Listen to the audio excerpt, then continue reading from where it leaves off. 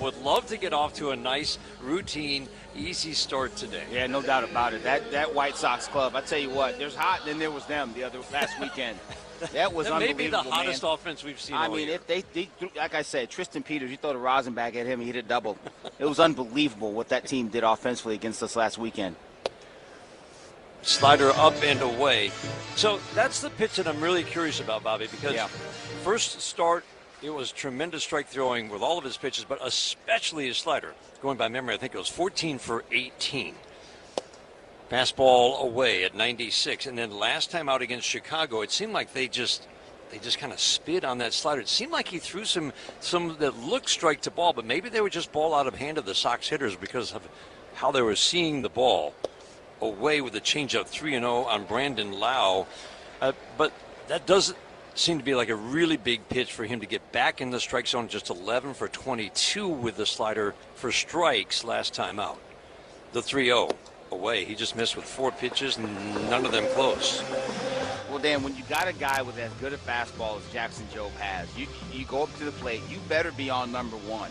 Period, full stop. If you see spin, you may check off. If he's not hitting with that spin, now I can almost eliminate it entirely and look for that, look for good old number 1. So I think that's what ended up happening. That first start you saw in San Francisco, they were handcuffed because he's got the big heater, can touch triple digits, and all of a sudden he can throw that breaking ball over for a strike on the plate or below for swing and miss too. So it puts you, it handcuffs you big time as a hitter.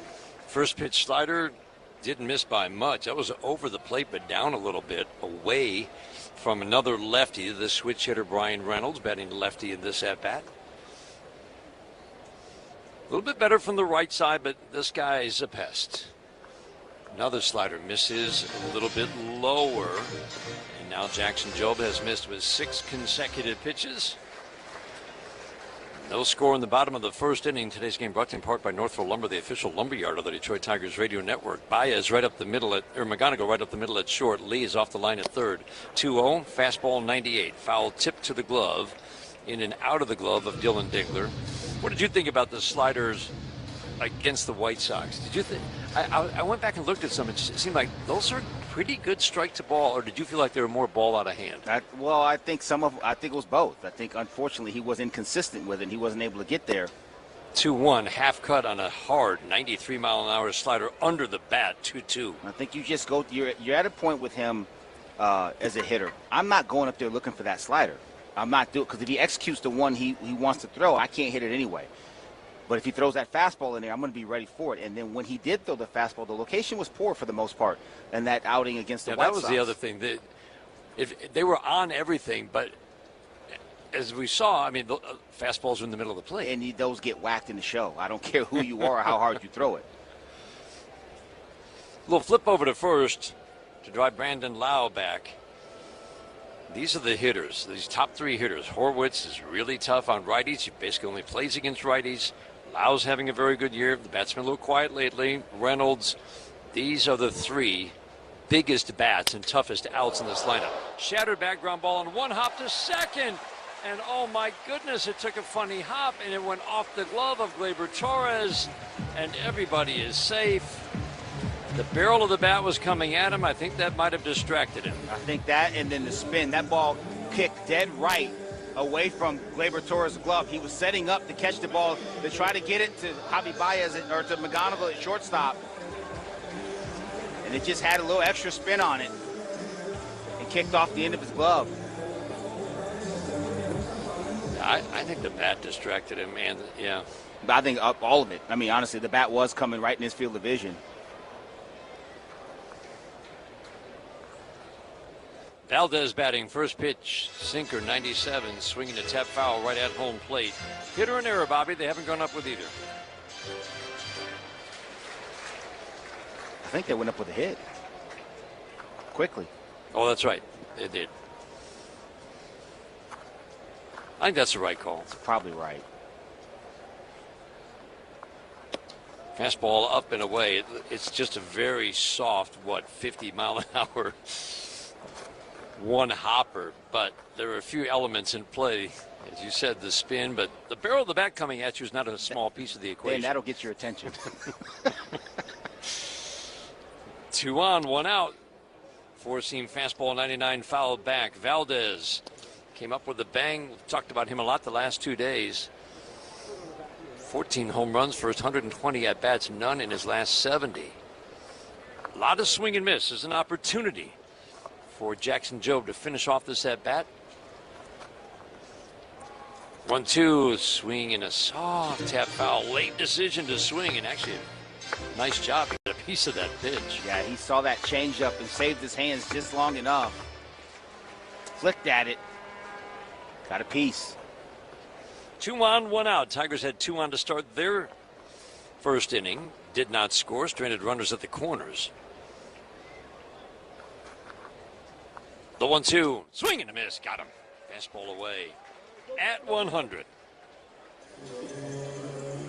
Best pitch in baseball is and will always be a well-located fastball. And when your fastball sees triple digits, you put it where you want.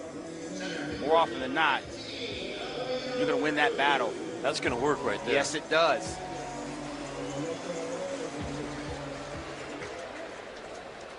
Yeah, you just think of that Chicago start again. It was loud with the White Sox. Cruz swings at a fastball, fouls it over the screen, riding high in the strike zone, just above it. And you just think that, I mean, Jackson Jobe, he kind of became a student of the game while he was out and rehabbing. That's what he spent his time doing, thinking about how he can get better while he's not on a mound. And you figure he's going to take something out of that game, the strike one. Swinging a line drive, base hit into left. That's going to score a run. Got jammed a little bit, muscled it the other way. Lau in to score. 1-0 Pittsburgh in the first. Walk, single.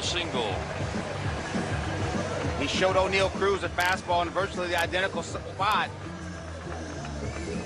98, right above the zone. He fouled the first one off. He didn't foul the second one. He did get jammed a touch, but O'Neal Cruz, that's a big man up there. 6'7", 250, very strong. He just muscled that over the head of McGonigal at shortstop.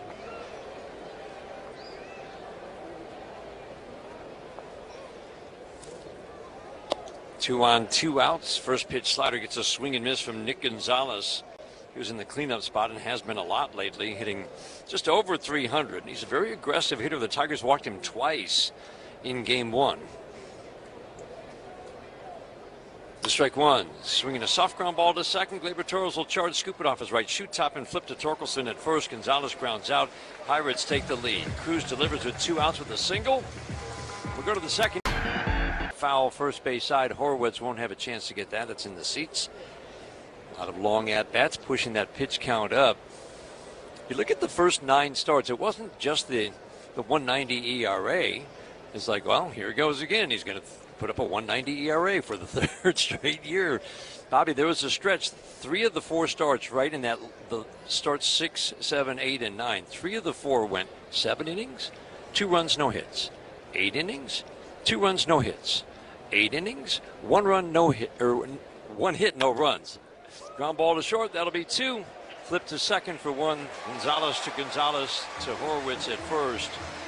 Base is empty, 2 outs on the double play. So 3 dominant starts, 8 or 7 innings, no runs on 2 hits or 1 hit in the 3 starts. So 0 runs on 5 hits in 23 innings. That's through 9 starts. And since then, that's when the short starts began. Of the last 16 starts, he's gone 5 innings or fewer, 10 of the 16 starts. And some of those starts, Bobby, 100 pitches to get through 5, 105 to get through 5. That's what really stands out. He's just not able to work quick innings. Clark at the plate, the 1-0. Swing and a miss, 97-mile-an-hour fastball up. Yeah, it just speaks to the inefficiency that he's had all year long. And it's continued. Right? The 16 starts is not a small sample. That's a lot of starts to be trying to continue to try to find it. And he's still trying to find it today. He made a pitch to Torque right there to get the double play, but he's still trying to find it a little bit. The 1-1 to Max. Swinging a foul over the screen. Well back third base side. Clark hitting .258 in his 66 at-bats early. 4 walks, 16 strikeouts. Certainly showing an adjustability in his swing. Loved the swing the other day. Just kind of a flat stroke to hit a pitch away. Drove it into left field. Thing of beauty. Just really good hands. The 1-2. Swing and a pop-up on the infield. Skeens is going to call off his catcher, the rare pitcher catching a pop-up. Calling off the catcher.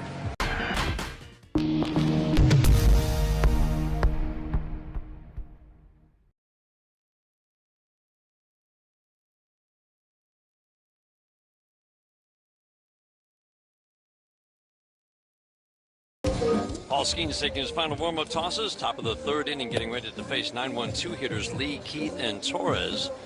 Working with the 1-0 lead. Third inning is brought to you by Mastercraft Heating, Cooling, Plumbing, and Electric. For fast service and the best price, choose Mastercraft. Injury report is brought to you by McLaren Healthy Official Healthcare System of the Detroit Tigers. AJ Hinch with some promising news on Jack Flaherty. I just worry with that forearm strain, muscle strain. I mean, that just worries you always, right? And He said he's actually now progressing, getting off the mound. And the progression will be, Bobby, I mean, when we start seeing him throw, first of all, bullpen and then live BP. That's when it gets like, okay, he could very well be on the way back, but you really have to see those next couple of steps. Lee, ground ball fair down the first base line. Man, has he done a good job hitting the ball hard the other way.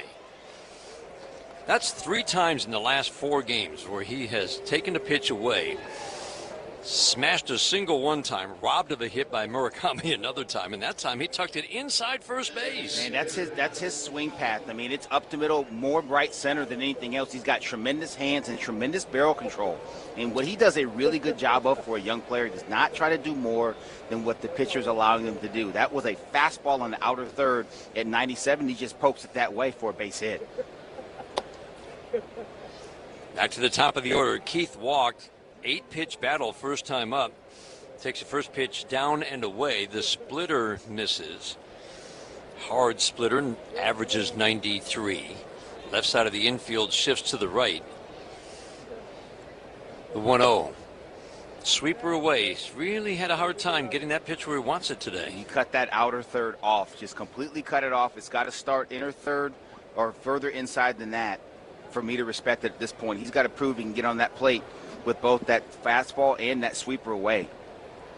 Especially because his fastball has so much horizontal run. If it starts out, wow, easy for me to say.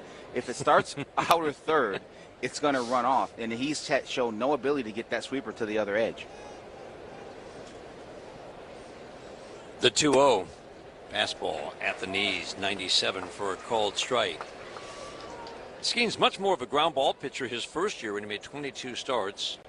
Again, a sub-2 ERA. Only 22 starts. He still finished third in the Cy Young. 2-1. Splitter misses low. 3-1. Then the ground ball rate fell last year. It's fallen a little bit this year. He's kind of at an average ground ball rate. And so the double play rate behind him, he doesn't get a lot of double plays. He did get one last inning. Outfield just about straight up. It's Reynolds in left. He's been solid in left. Cruz in center. Valdez in right. The 3-1. Swinging line drive, base hit into left. Lee got a late start, and he's going to run right in the face of Reynolds. Throw to third base. One hopper offline. Hi-Yu Lee. First to third on the single to left field. The Tigers have been very aggressive with the deep left field. Running in the face of Reynolds. That's a great play by Hi-Yu Lee. That ball was hit hard off the bat of Colt Keith the other way. That's a nice job. He got a two-seamer that was in the middle of the plate, stayed on it, hit it to Brian Reynolds in left field. This is completely on Brian Reynolds. He caught that ball with no momentum, completely flat-footed. Hi-Yu Lee saw it and said, there's no chance of me getting thrown out at third base. Turned the corner and ended up on third. That's a good read by Hi-Yu Lee off the body language of Brian Reynolds. He didn't get a great jump at first. He looked right at him and said, if you're going to catch it like that, I'm going to keep going. Gleyber Torres up and in, and that's why we talk about him. It's above average arm for Reynolds in left. But how well does he charge the ball and get the ball in the air? How aggressively does he charge the ball and get the ball in the air? And when you see that he's not, go. The 1-0 to Torres. Sweeper backs up onto the inner half of the plate for a called strike. 1-1. Gleyber saw 7 pitches. Drew a walk his first time up. 2 walks to start the first inning. Tigers stranded runners at the corners. The 1-1, swinging a foul out of play. 97-mile-an-hour fastball fouled out of play. I think that's the thing that's striking. I mean, we've seen Skeens before. It's cruising at 98 with plenty of 99s and triple digits. Yes. And today it's cruising at 96, 97 with the occasional 98. And that is a big difference. The 1-2. Fastball up. 2-2. And for a hitter, and for a guy with deception, that's a couple miles an hour makes a big difference. You absolutely feel the difference. There's no question about that. The 2-2. Off the plate and in. Let's talk with Tanner Rainey about that yesterday. He's added a couple miles an hour to his fastball this year. And he said that the confidence it gives you on the mound. Sure. To suddenly be 96, 97, 98 versus 94, 95. It says a completely different feel. You can really attack. The 3-2. Swing and a miss. Four-seam fastball 97 gets Torres up. One out. Runners at the corners for Kevin McGonigal. And as a hitter, there's levels, right? And so we know the average fastball has crept up. It's about 95 right now for right-handers. So that's average, okay? And then 97, okay, that's firm. 97, 98. Then you get 98 and up. That's something else. That's kind of how hitters group it. McGonigal takes a sinker in and off the plate. Ball one. You know, when I was playing, you know, it was more that 92, 93. Okay, that's the average. And 95, that's firm. 97, 98, ooh, and then the hundreds, that's another planet. It's not so. These guys throw harder now, but those categories still matter. Flip over to first, and you can see it reflected in batting averages and slug numbers. Every mile an hour that it climbs 96, 97, 98, it's a pretty big drop. Yes. The higher you go.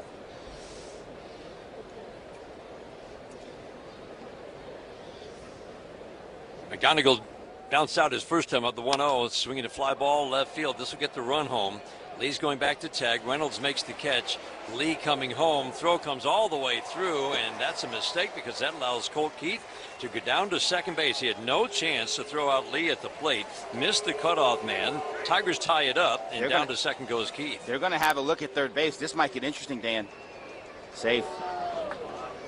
For the 4,322nd consecutive time, the appeal does not work. I can't think of a time that it's actually worked in the last 20 years. Did you think he left early? I thought it was a little early. Really close, too close for your comfort. From this vantage point, now we're on the 25th floor of this building called PNC Park. Only place higher is Washington, where you might need Air National Guard to get us out of here. We do just go up to the rooftop and get picked up by the helicopter after games. It's fun. Line drive to left on the bat of Dingler, and diving catch by Reynolds. Man, he just hit it too hard. Dingler squared up the sweeper and drilled it to left, and Reynolds came in, went to the ground, took a hit away and a run away from the Tigers. Good swing for Dingler. Tigers tie it up on the McGonigal sack.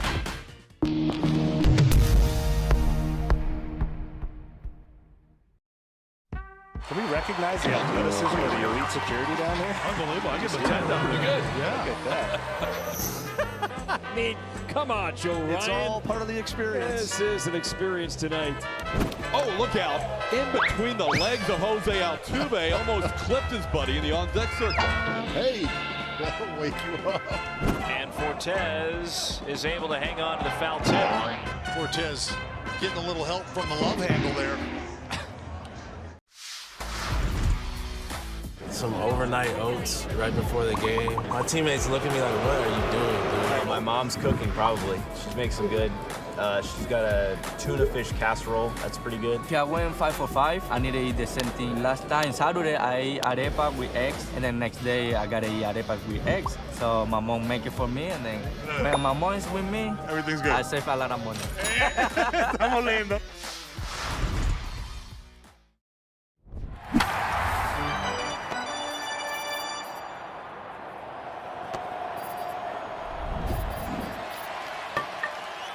Law firm of the Detroit Tigers. All we do is win. All we do is win. Hey, baseball fans, Mike Valena here. If you're looking for a great trip to plan, go do something fun, how about Vegas? The D.com, the D Las Vegas. It's your home for Detroit sports in Vegas.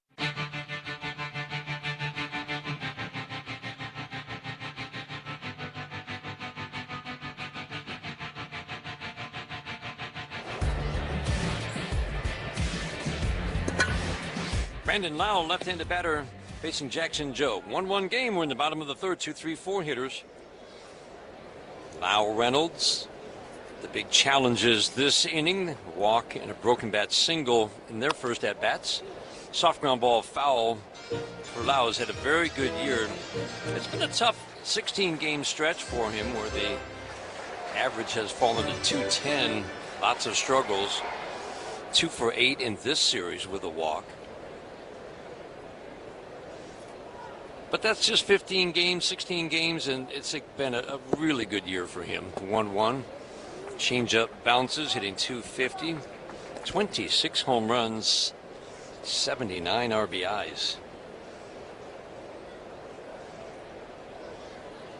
I'm surprised they use him as a DH. I mean, he's been solid at second, swinging a foul out of play, but he's been the DH in favor of a guy who's struggling defensively, Nick Gonzalez, in 2 of the 3 games. No, he's been pretty good defensively. Like you said, and talking to the folks here around Pittsburgh, he's been a lot better than last year than when he was with his final year with the Rays. But nonetheless, I agree with you. The wind up, the 2-2 ground ball to first. Torque will play it off to the glove side. Underhand flip to Jackson Joe, reward him for coming over to cover first base. 1 up and 1 down for Ryan Reynolds.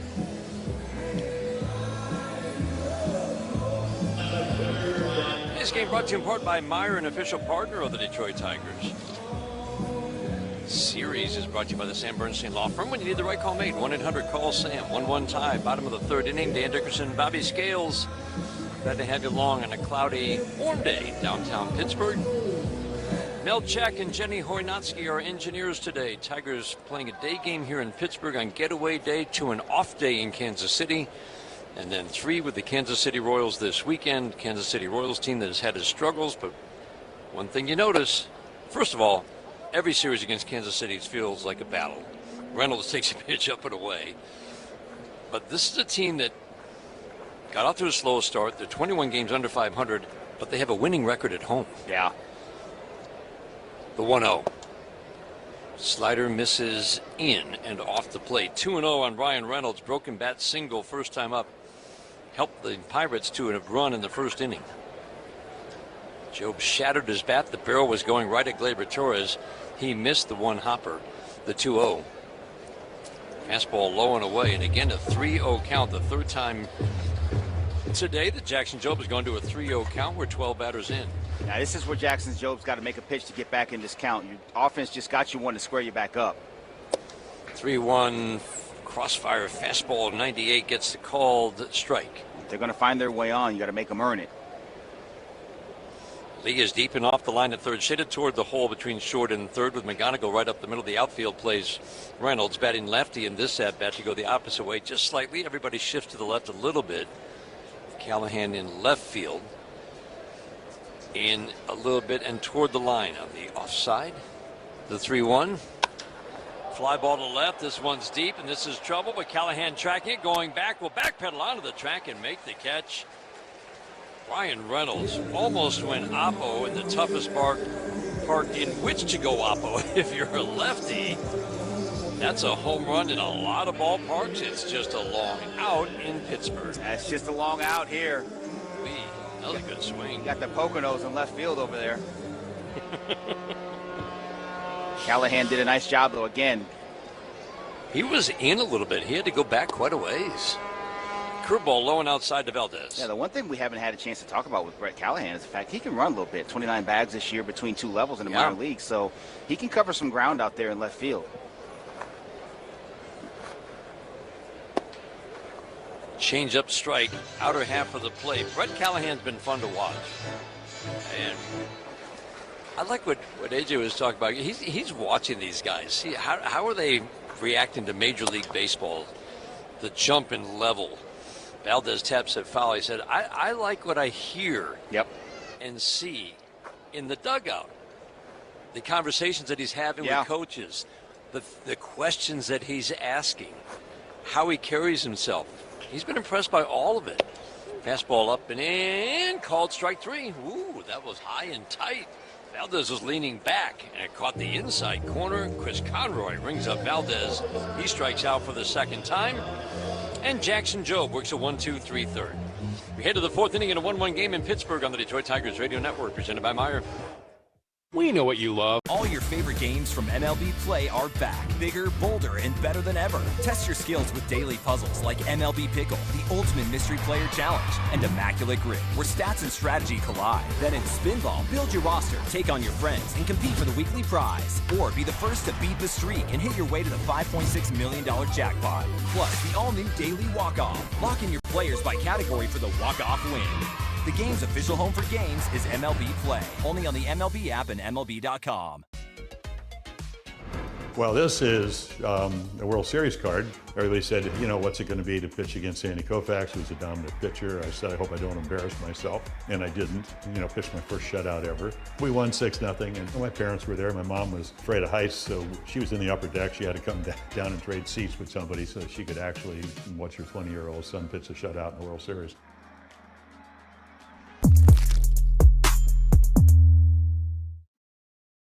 Te encantan los jugadores. Te encanta el juego. ¡Y se fue! Ahora puedes ser el dueño de grandes momentos del béisbol. MLB Auction te permite participar en la subasta de bates, bolas, jerseys autografiados y más, con artículos de tus equipos de grandes ligas favoritos, leyendas y jugadores agregados toda la temporada. Cada artículo es autenticado por MLB para asegurar que lo que llega directamente a tu hogar es original. ¿Quieres una parte del juego? Visita auctions.mlb.com.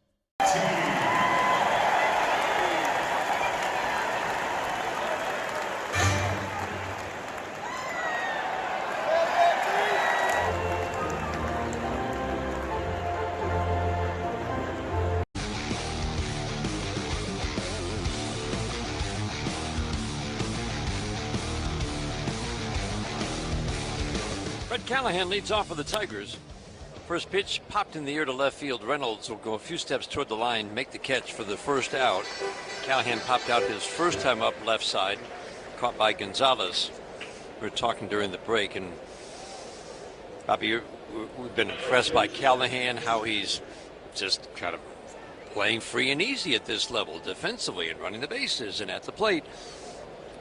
And you made a good point. You've seen this in your role as player development director.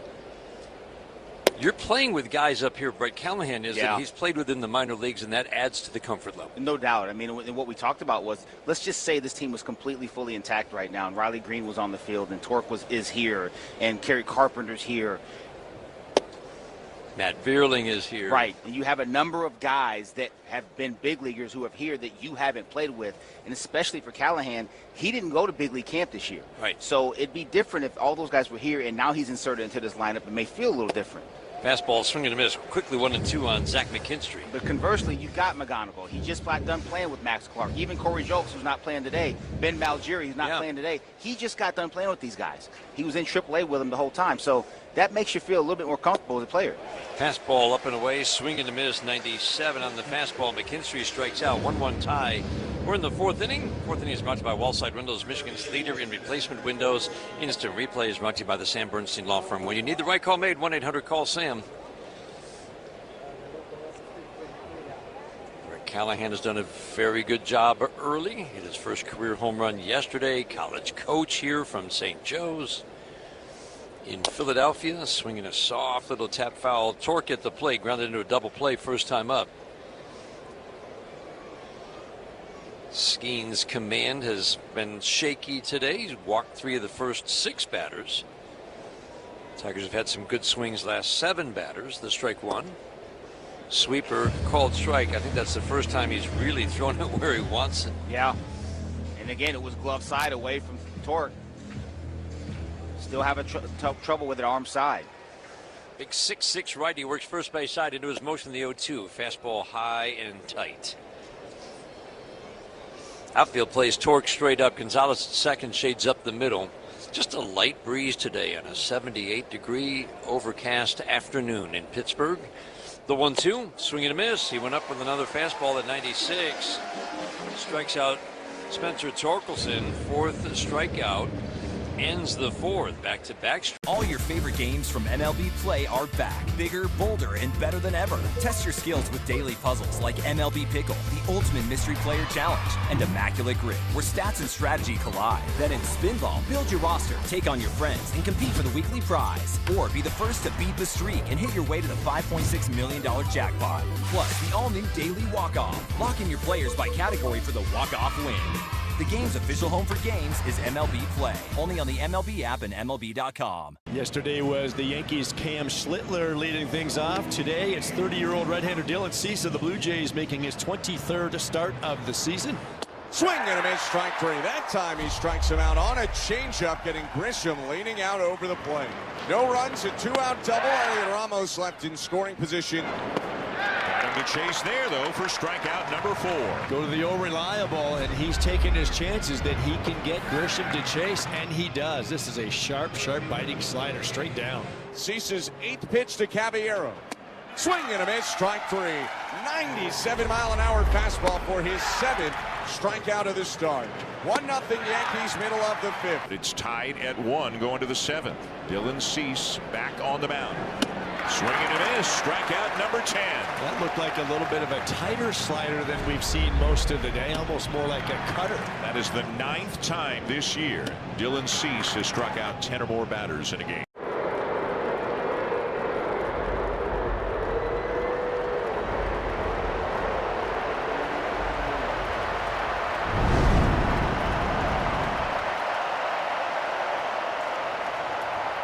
At McLaren.org. Reminding you, together we can overcome any obstacle and fight any battle. First pitch, bottom of the 4th, from Jackson Jobe to O'Neill Cruz. Slider is fouled out of play. 2 outs in the first, runners at first and second. Cruz, who had a 2-run home run big hit in the game last night.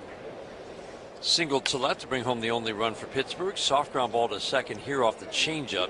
It's exactly what you're looking for there. Soft ground ball, off speed. Torres to Torkelson, 1 out in the 4th. Love that right there. Got that changeup in the zone, had O'Neill Cruz way out front. Pitch count on the high side through 3, 54 pitches for Jobe.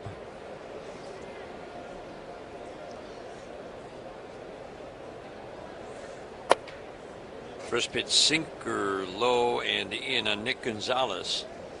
Just over 70 pitches in his first outing, and then 74 pitches in a shortened start last time out. Soft jam job, flare over Torres, head into right center. Nick Gonzalez drops a single in.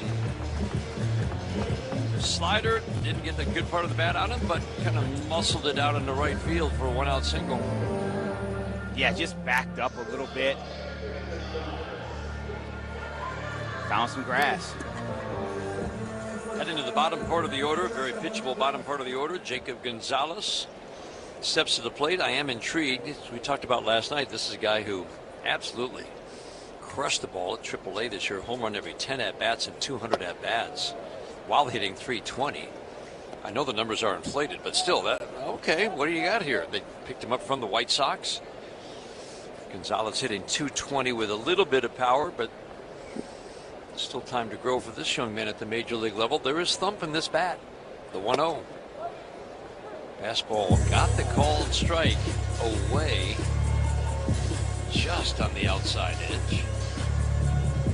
Gonzalez grounded out first time up. Torque holding with Nick Gonzalez at first. He's got 5 steals. The 1-1. Soft tap foul on the ground behind home plate. Today's game brought to you in part by Blue Cross Blue Shield of Michigan, the official healthcare provider of the Detroit Tigers radio network. Tigers and Pirates always have a home and home. Last series of the regular season. Pirates will come to Detroit for the last 3 home games. The 1-2 jam job. Ooh, fouled out of play. 98 in on the hands. 1 ball and 2 strikes. Pirates team that's trying to stay relevant in the National League. They're a ways back in the wild card, even though these teams have similar records. The wild card standings in the National League are quite different than the American League. Pittsburgh 6.5 back of the last wild card going into play today. Flip over to first. Some organizations just have that ability, and I think of St. Louis, to build winning teams year after year. St. Louis, over the last 30 years, I think they've had something like 4 losing seasons. The 1-2, swinging line drive to right, that's going to drop for a base hit. McKinstry will charge, get to the ball, and get it in. That's how you do it. Wow, perfect one-hop strike over the head of McGonigal, but a perfect throw. Stops Gonzalez at second.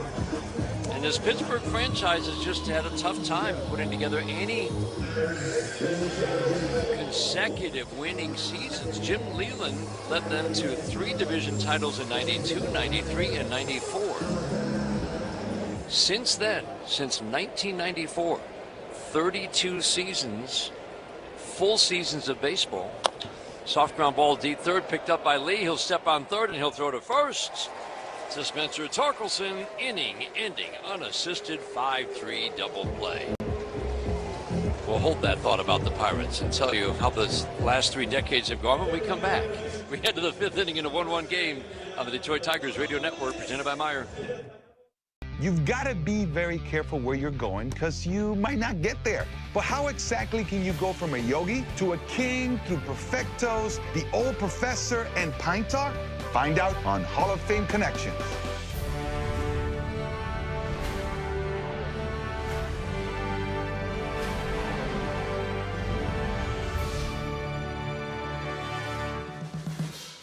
Yogi Berra was an 18-time All-Star and 10-time World Series champion. This is the only perfect game in World Series history. You ask him about it, and he would say, it ain't been done before, and it ain't been done since. David Wells was perfect on May 17th, 1998, Beanie Baby Day.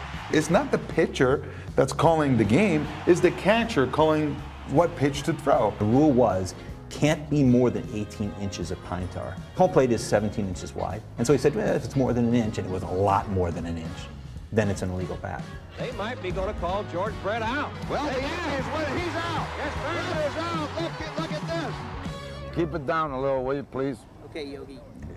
Casey Stengel and the other touring ball players met the King of England. Of course, with my English, we had a little trouble understanding each other. As Yogi said, when you come to a fork in the road, take it. Catch every episode of Hall of Fame Connections on MLB.tv and discover your own connections to the game at baseballhall.org.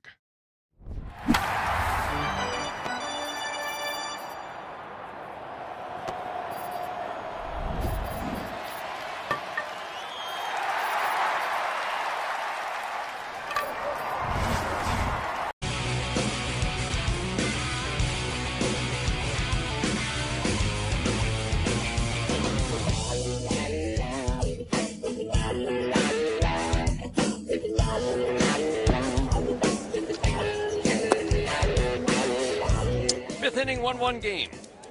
Max Clark leading off, 8-9-1 hitters. This ends the second trip through the order for Paul Skeens.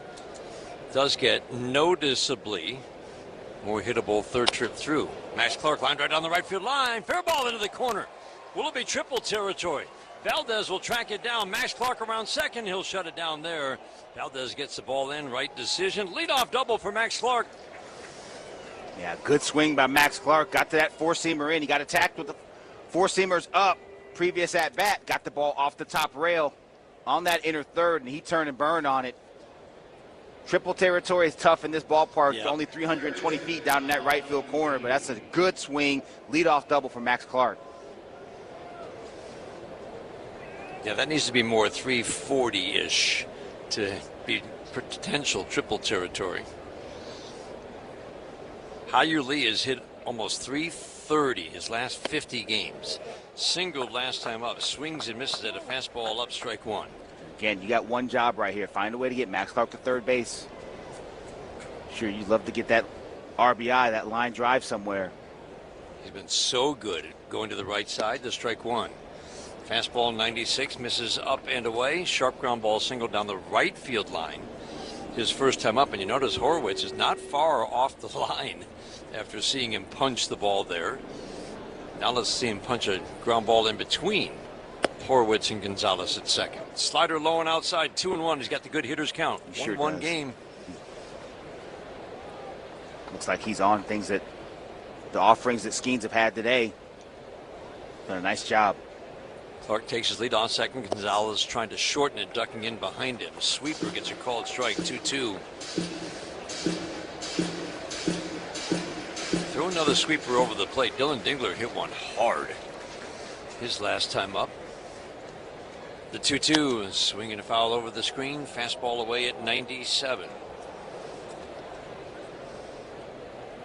Neil Cruz in center, shading way to right center, and the right fielder Valdez playing a solid right field is in and toward the line, noticeably toward the line with this righty at the plate. 2-2, swinging a foul over the screen right down below us. We're perched high above home plate, above the upper deck, almost directly behind home.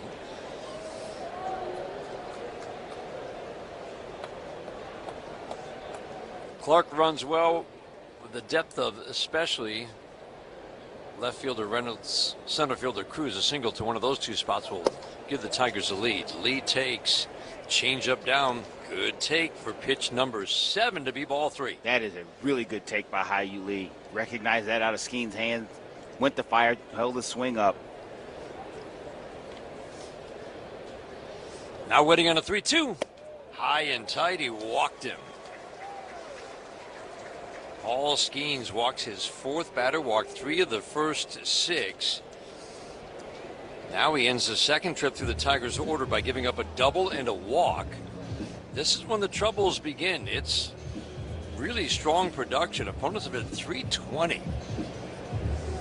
When he goes through an order a 3rd time with power, that's over 100 at-bats. And that's probably one of the biggest noticeable changes from the last 2 years. An excellent job by 8 and 9 in this Tiger order. Max Clark got a ball he can handle, turned and dealt on it down the right field line, and a very mature at-bat behind Hyu Lee right there, knowing what he had to do. Get that runner to second, from second to third base. He didn't bite on any of the offerings on the inside portion of the plate from Paul Skeens, and he worked a walk. Turn it over for the top right here in Colt Keith. He never really gets in swing mode, does he? He fouls off 2 strike pitches, but now he's able to take a 7th pitch for ball 3. Yes, very mature at bat. Keith has walked and singled. First pitch, line drive, foul down the third base line. He just tried to punch it inside third and just missed. That would have been extra bases. That would have scored at least 1. Strike 1 on Keith.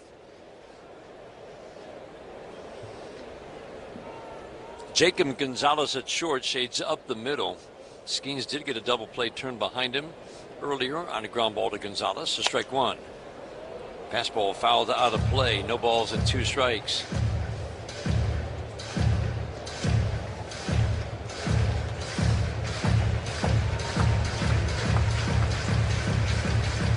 Triolo at third is off the line, just a few steps away from third of that runner at second base. Skeens' average fastball right where he's been exactly this year, 90, just a tick under 97, 96.8 to be precise. Keith behind 0-2. The pitch, low and in. He's gotten 8 swings and misses though on that fastball today, out of his 9 swings and misses total, or 10 swings and misses total. Still plays at the top. Cole Keith's on everything right now. He is. The 1-2. Swing and a miss. He got him on the fastball. Dan, you just talked about it. It was a heater up. A couple balls whipped above the zone. It just planed out. And just beat Colt Keith at the top right there. Probably a ball, but it was so inviting. That fastball's up there. You see it. Colt Keith's feeling good right now. It's so inviting. He swings right through it. 4 of the last 7 outs have been on swing and miss fastballs. Flipped to second base with Nick Gonzalez cutting in behind Max Clark. Clark was getting a pretty sizable secondary lead. Got back just ahead of the throw. Does that mean your lead is just about right when you just get back? Yeah. You want to be aggressive out there, especially in a game like this where runs are going to be at a premium. Torres today 0 for 1 with a walk. He takes a 98 mile an hour fastball high and away. We're talking about this Pirates franchise and the struggles they have had the last 3 decades. The 1-0, low and away. That's why it was so important for this team to be above the 500 mark through 102 games this year, and then they've now lost 17 of their last 26. But Donnie Kelly had them above 500. Everybody excited because they've only had 4 winning seasons the last 33 years. Swinging a soft line drive into center. It's going to drop for a base hit. Max Clark got a good break. Grounding third, headed home. He will score. Cruz's throw will go to second. AUG over to third. Gleyber Torres delivers the lead. Tigers take a 2-1 lead in the 5th. Didn't hit it hard, didn't have to. A little sweeper away from Gleyber Torres. He just reaches out, pokes it off the end of the bat, goes over the head of Nick Gonzalez. Very good read by Max Clark. Even better read by AUG to end up on third base on that ball. It was a nice job right there by both of those guys. Right off the end of the bat. Manager Donnie Kelly out, and that's going to be the end of the day for Paul Skeens. And this is what Pirates fans have been watching, and they are worried about. So many starts of 5 innings or less for Paul Skeens, his last 17 starts. And back to the top of the order, Pete Crow Armstrong. Hammer to right.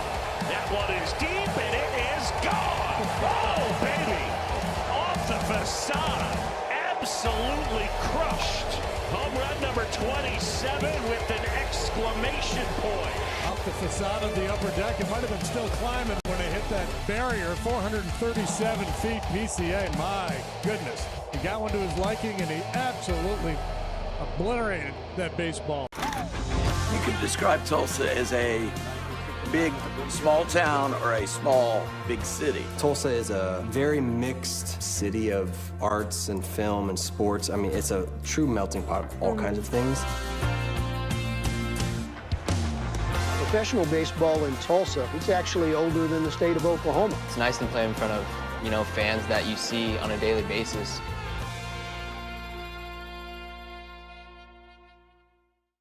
Puedes ser el dueño de grandes momentos del béisbol. MLB Auction te permite participar en la subasta de bates, bolas y jerseys autografiados, con artículos de tus equipos de grandes ligas favoritos, leyendas y jugadores. Visita auctions.mlb.com.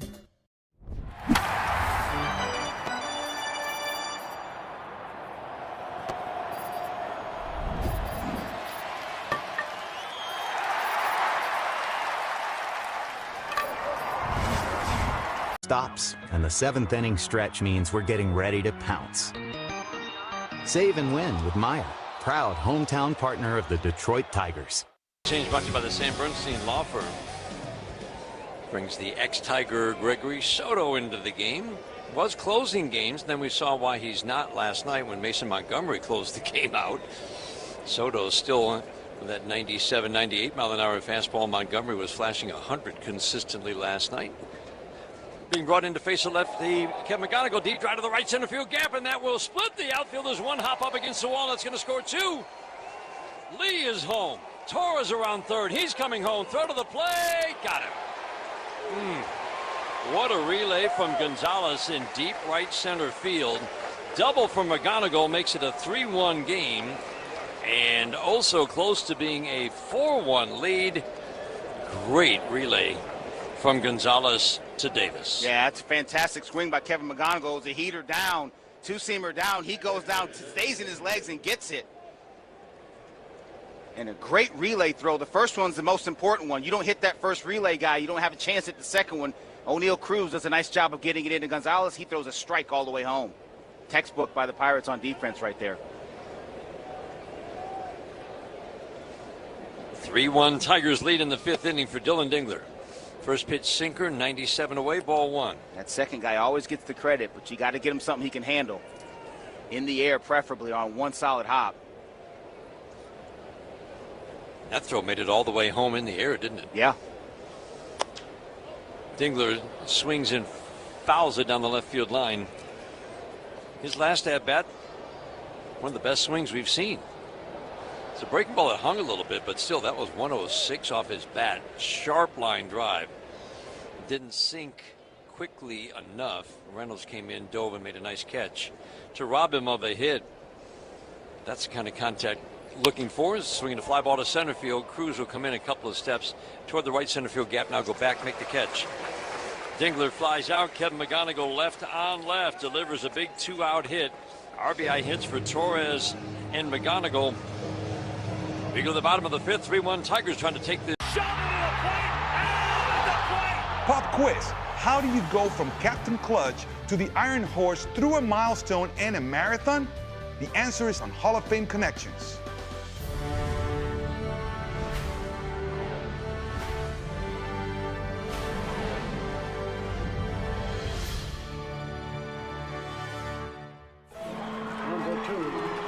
The captain, Derek Sanderson Jeter, is one of the winningest players in Major League history. He was wearing these very batting gloves when he notched one of those most memorable hits, the 3,000th of his career. Are we supposed to spit in them like they do the batting glove? No spitting. This is a non-spitting museum. 3,000! History with an exclamation point! He's just the second player in history whose 3,000th hit was a home run. The first was a former teammate from the Yankees' 1996 World Series championship team. But before he began his Cooperstown-bound career, Boggs would cross paths with another future Hall of Famer. September 6, 1995, the Iron Man played his 2,000th 131st consecutive game, surpassing the unbreakable record of the Iron Horse. Now that's how you pass the torch. Catch every episode of Hall of Fame Connections on MLB.tv and discover your own connections to the game at baseballhall.org. Puedes ser el dueño de grandes momentos del béisbol. MLB Auction te permite participar en la subasta de bates, bolas y jerseys autografiados, con artículos de tus equipos de grandes ligas favoritos, leyendas y jugadores. Visita auctions.mlb.com.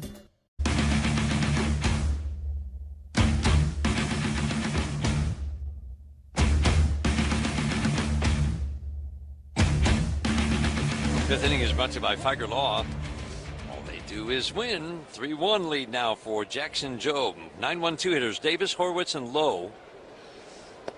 Sun trying to break through the clouds. It's been a cloudy day here in Pittsburgh. Davis shows bunt, pulls the bat back. Fastball misses low, ball 1. Brings Lee in maybe a step. He's still 2 steps behind the base at third and close to the line. The 1-0 to Davis. Fastball low and outside. Have to be able to attack this righty who is struggling and always has at the plate. Upright stance.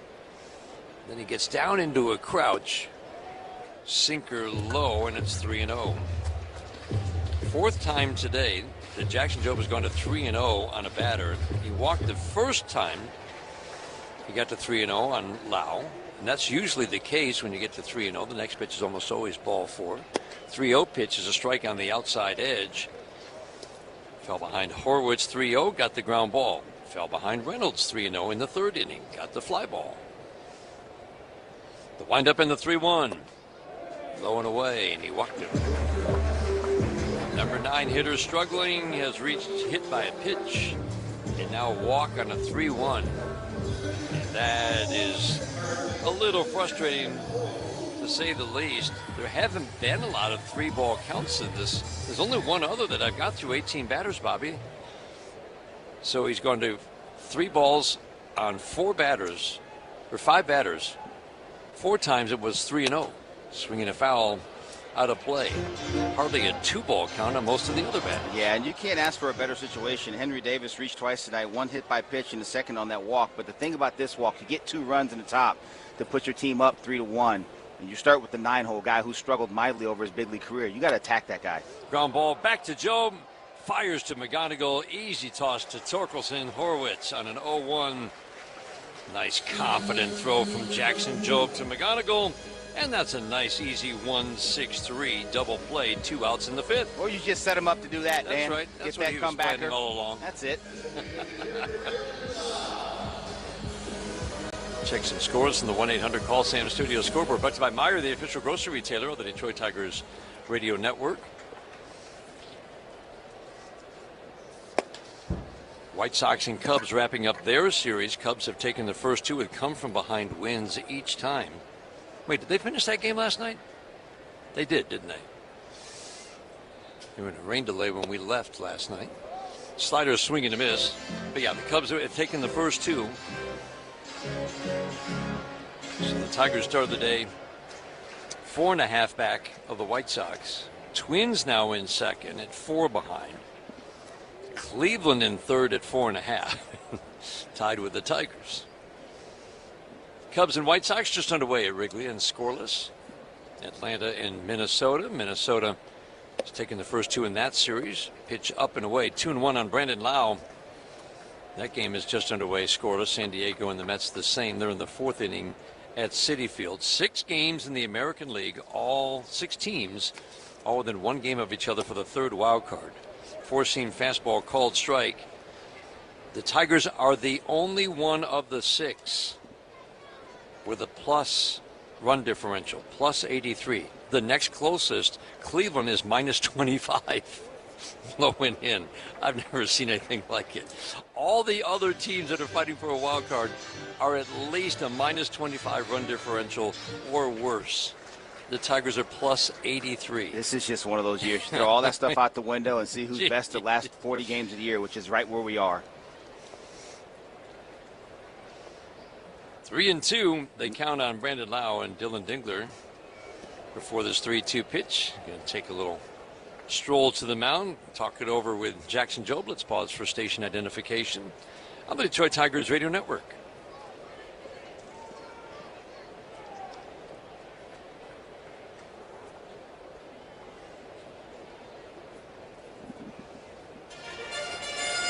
So look at the run differential. You can say, well, somebody's going to get hot. I still believe that the last playoff spot will be held by a team above 500. 3-2 away.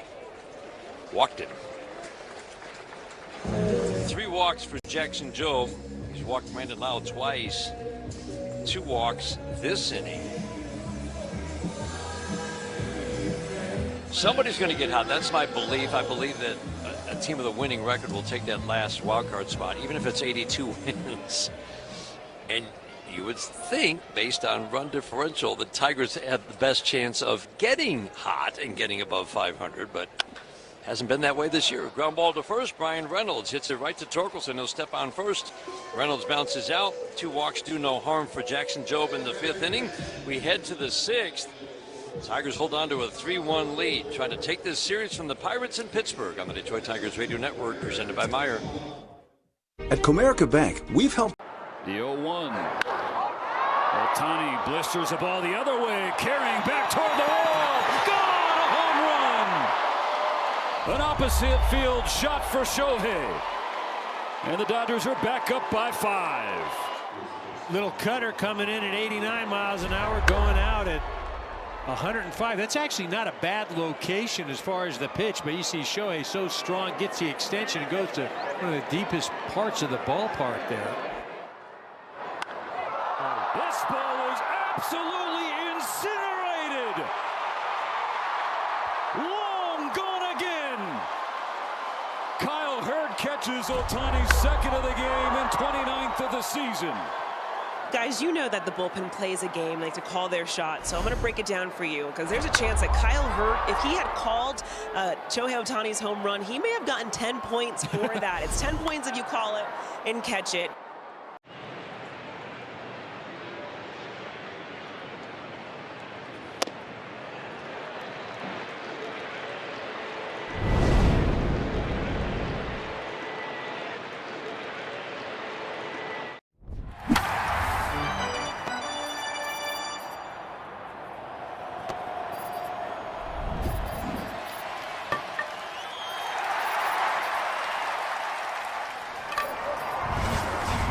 Of the Detroit Tigers, and we're cheering them on every game to a winning season. Home is where your team is, and our home is right here in Detroit.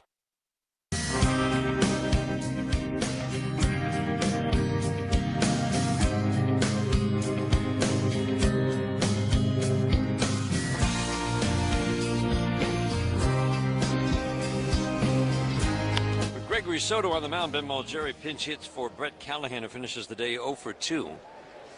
First pitch from Gregory Soto, the lefty, fouled out of play, strike 1.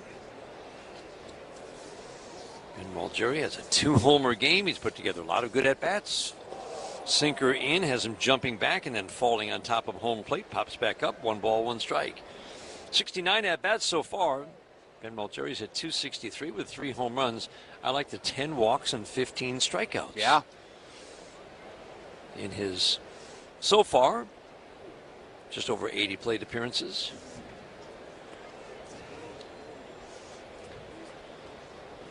He takes the ball to make it quickly 2-1. McKinstry, Torkelson to follow. Soto works from the stretch over on the third base side. Always a slide step.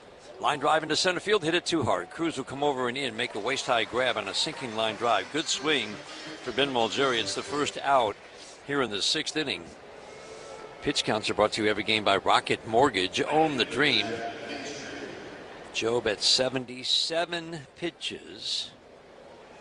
Tiger bullpen is just now getting busy. 77 is the most he has thrown, Bobby. What do you think? Day is done? It's possible. Looks like Jacob Waggett's back out there, Dan. That glove is pretty distinctive. An aqua-colored glove. Aqua glove, tall guy. A very upright, over-the-top motion. We only have one of those, Dan. You didn't need the binocs. I didn't need the binoculars. Strike one on Zach McKinstry. Triolo in tight at third, rest of the infield back. Soto, sweeper, misses, not by much. 1 ball, 1 strike. McKinstry in this good stretch, he's had OPS over 750 now, his last 50 games. It's 16 walks and 20 strikeouts in the 50-game stretch. Really good bat-to-ball skills, disciplined at bats.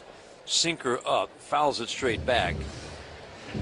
Together a lot of good at-bats, but that's so hard when you start the year like he did. His OPS was at 450. That's exactly what I was going to say. It was, you're looking at 220 average, 630 OPS now.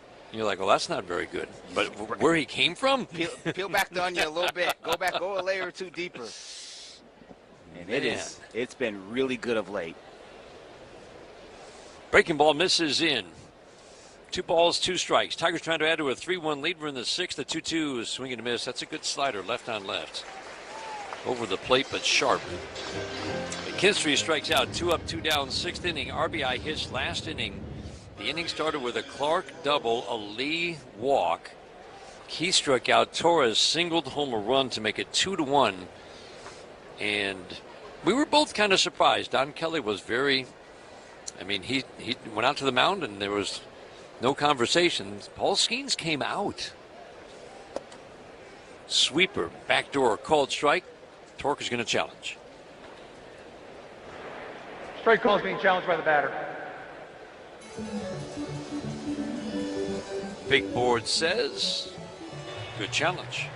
Pitch the ball. Detroit has 1 remaining.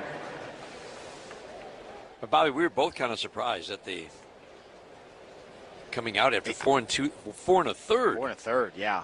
And 81 pitches. And that's kind of what the Pirates have been watching away.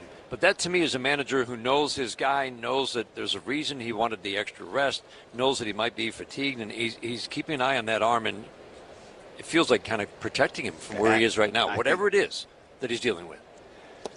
Sweeper for a strike, 2-1. I think that's absolutely the case. We're not down there. We don't, we're not in the Tiger dugout. Right. Definitely not in the Pirate dugout. But definitely, you read some of the tea leaves, you put some of these things together. Yeah. And it just seems like this is, he'd seen enough, and his big number 1 starter had given him what he didn't give him today. 2-1, slider down, swing and a miss.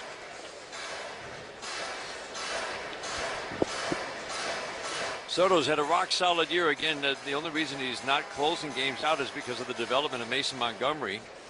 With a 3.60 ERA and 53 innings of work. Cut his walks with still 11 strikeouts per 9. The 2-2. Slider misses away. Still throwing 97, 98. Gregory Soto now 31 years old with his 5th team since being traded away from the Tigers. 4 teams since being traded away. 3-2. Check swing. Did he go? Yes, he did. Appeal down to first. Austin Jones goes up with the right hand. Back-to-back strikeouts. Ends the 6th inning for Soto and the Pirates. We go to the bottom of the 6th inning. Jackson Jobe will take the mound to start the inning.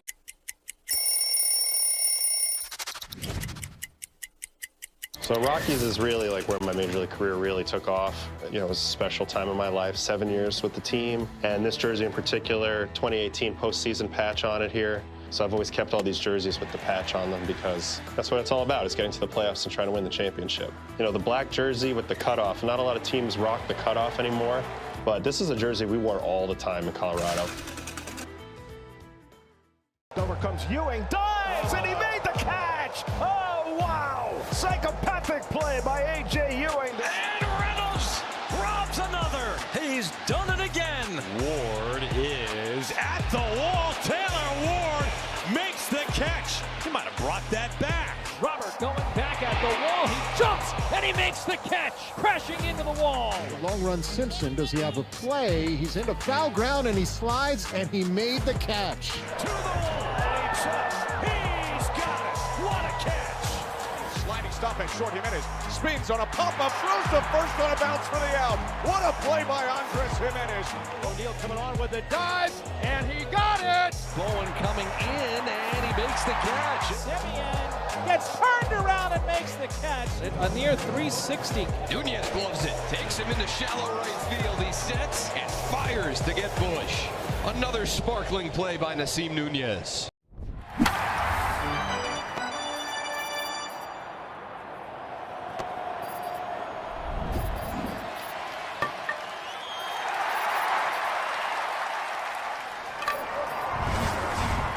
Go Tigers!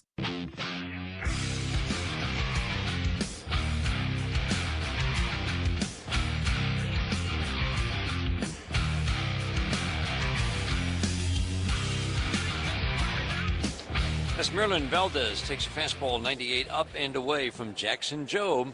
So Waguespack was up while the Tigers were batting. Fastball just above the belt. Sinker at 94 misses. 2-0 on Esmeralyn Valdez as he has struggled and again not hit with power last 70 at bats. He's still taking his walks. The 2-0 swing and a miss, but there's still plenty of that. So Waguespack was up. We're both trying to think this one through.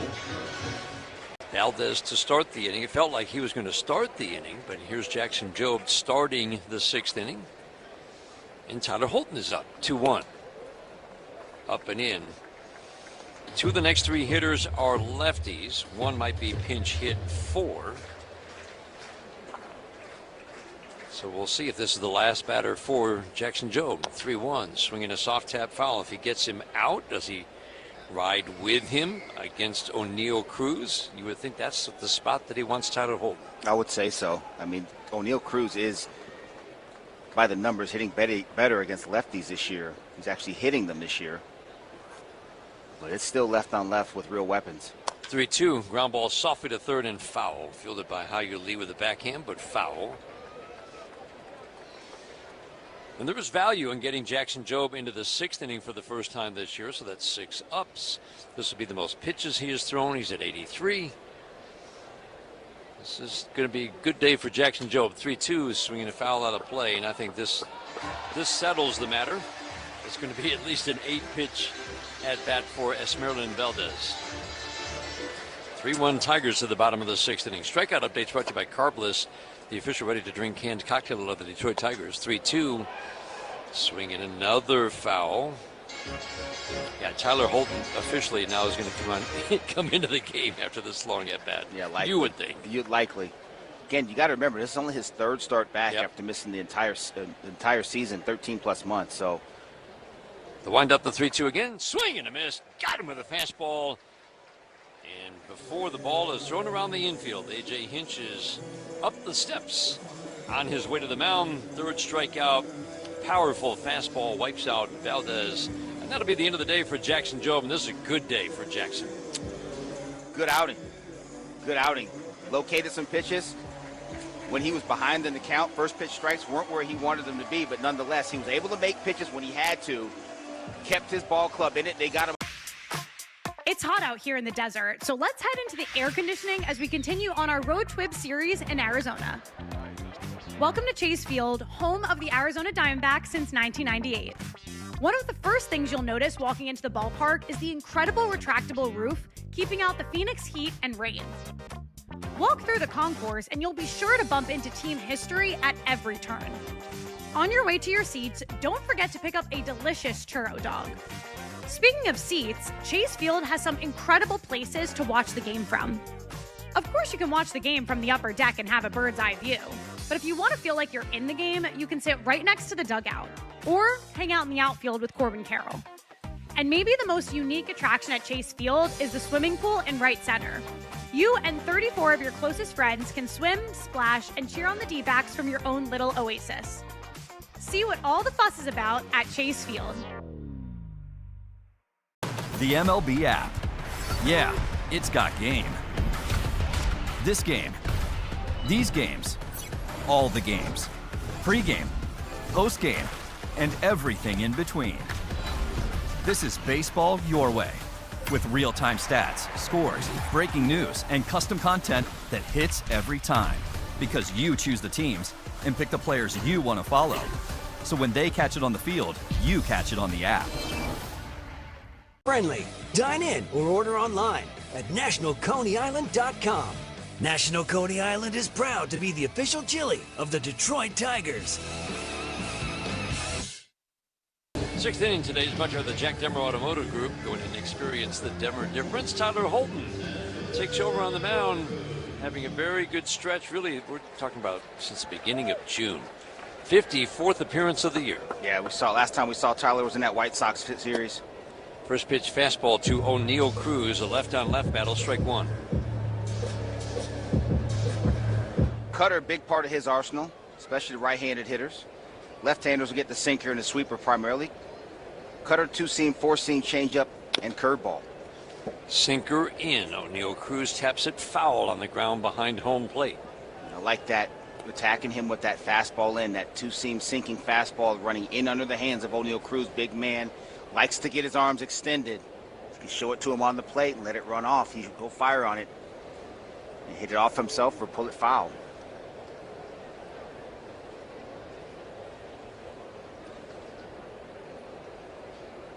Spreads out, knees slightly flexed, upper body upright, hands tight to the left shoulder as he cocks the bat over. A check swing, appeal to third, and there's no need for an appeal. Chris Conroy, home plate umpire, says Cruz went too far and strikes out on 3 pitches for the second out in the 6th inning. That's exactly why you run that two-seamer in there.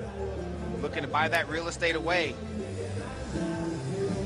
That good sweeper starts in a very similar spot as that two-seam fastball that ran in and sweeps off the plate away. Cruz can't hold up. Brings up Nick Gonzalez. Swings its ground ball deep short. Backhanded by McGonigal from the outfield grass. Long throw. Won't be able to get it. Just couldn't get enough on the throw. Gonzalez runs well. It'll be an infield single. Heck of an attempt by McGonigal. And a nice pick by Tork at first. Yeah, Kevin McGonigal knew he had to get rid of this. Wasn't going to be able to stick his foot in the ground and rip it across. Find a way to transfer. Just get it in the air. He did that. Gonzalez just beat it. That brings a potential the tying run to the plate. Potential tying run to the plate. Nick York has grabbed a bat. Talking about how consistently good Tyler Holton has been since the beginning of June. First pitch, cutter on the back door for a called strike to the righty, York. Gave up 3 runs his last time out against Chicago, but it was Chicago. Everybody was touched for a run or two. The strike one, low and away. In his previous 27 games, covering 31 innings, gave up just 4 earned runs, and he was scored on, Bobby, in just 3 of the 27 games. And that's what you look for. Yes. How many times does a guy put up a 0 when he appears? 24 out of 27 outings for Tyler Holton. Swinging a tap foul. Just 4 earned runs in 31 innings.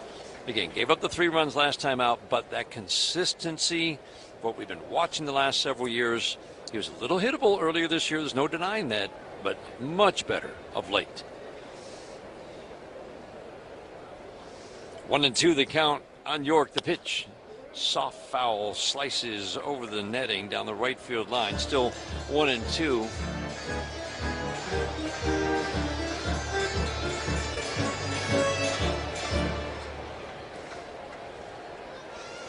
Nick York in limited at bats hitting .226. We saw him in game 1. He had a big 3-run double that made the game a little too close for comfort. Runner takes off, swing and a miss. Fastball up, gets York. And Tyler Holton does the job. Couple of punch outs of a lefty and then a righty to end the 6th inning. We head to the 7th. Tigers on top. And there's a shot into left field. Stanton on his way around to score. And the Yankees are on the board. First, it's 1-0 New York. Bouncer headed up the middle, and that's going to get through and drive in a couple of runs. Cranked up and sent into the right center field gap. McMahon's going to score easily. They're going to wave Wells around. Plays to third. 5-0 New York. Another one head for no man's land, but Harrison Bader read it well. Former Gold Glover comes up to make a very nice catch for the guy they call Big G, who has driven in a run with the 3rd straight hit to open the 5th inning.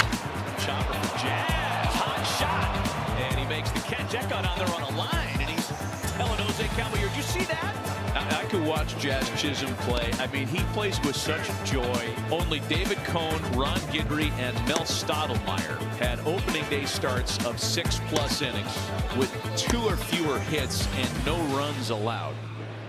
Whoa! Good effort down there. That's just foul. Whoa! It's a swing and a miss, and the bat goes flying. He says he's all right. It says, who needs a beverage? I need Look at this. beer. He wants a beer, guys. I hope Todd remembers the safe word. You have become a legend. 2 dislocated shoulders and a broken clavicle. Not a problem. I want to go party with that guy. Puedes ser el dueño de grandes momentos del béisbol. MLB Auction te permite participar en la subasta de bates, bolas y jerseys autografiados, con artículos de tus equipos de grandes ligas favoritos, leyendas y jugadores. Visita auctions.mlb.com.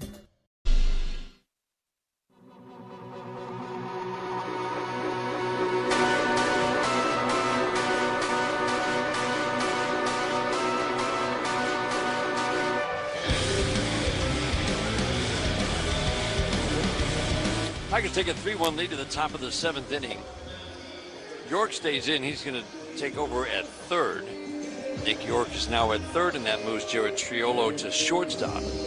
York, Triolo, Nick Gonzalez, Spencer Horwitz from 3rd over to 1st. The new pitcher is Camilo Doval. Again, this is a remade bullpen by the Pittsburgh Pirates at the trade deadline for kind of significant arms, as they kind of went for it at the trade deadline in terms of addressing a weakness while they are still kind of in the hunt, now more on the fringes of the hunt because they've gone cold since they made these trades.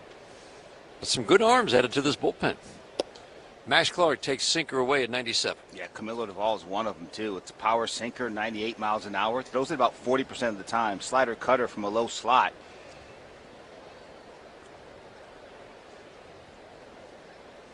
Righty works first base side of the rubber, the 1-0 to Clark. Sinker strike, 297 mile an hour, 2-seam fastballs away.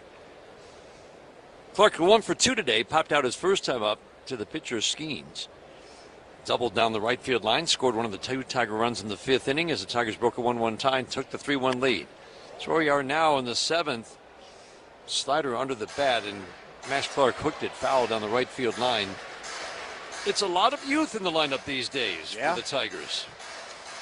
And, yeah, they're missing some bats, as Bobby mentioned earlier.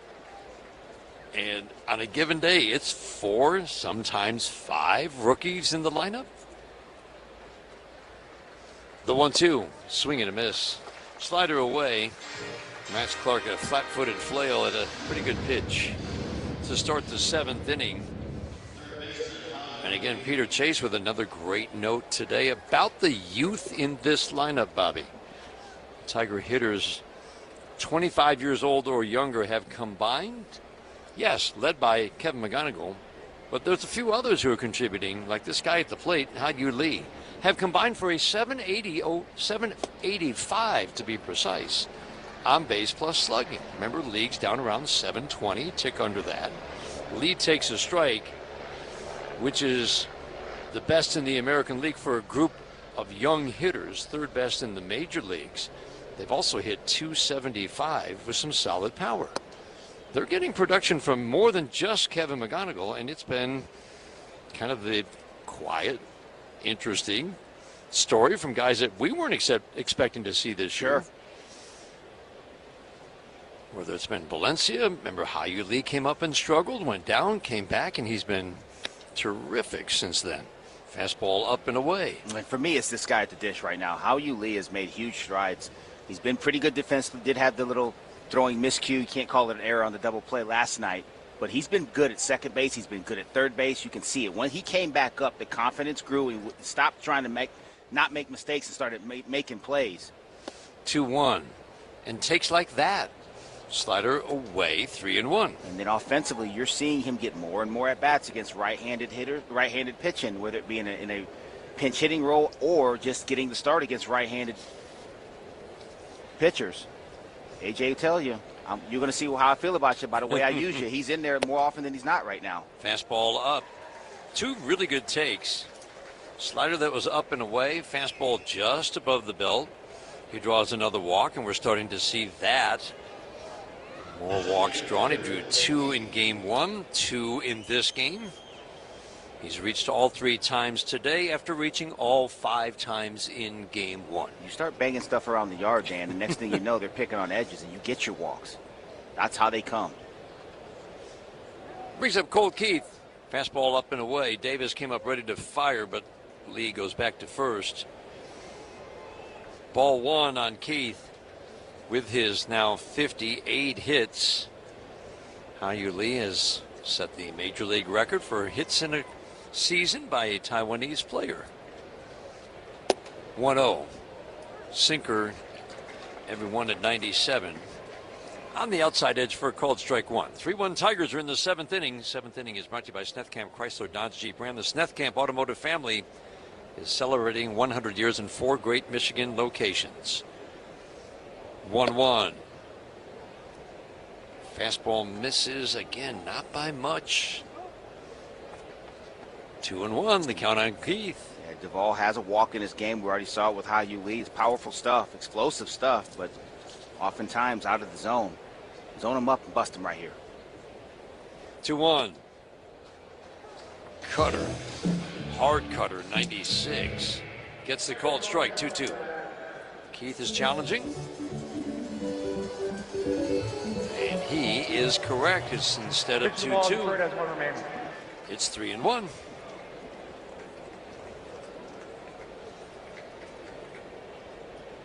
Triolo at short, up the middle. The outfield plays Keith to go the other way. His single in this game went to left center.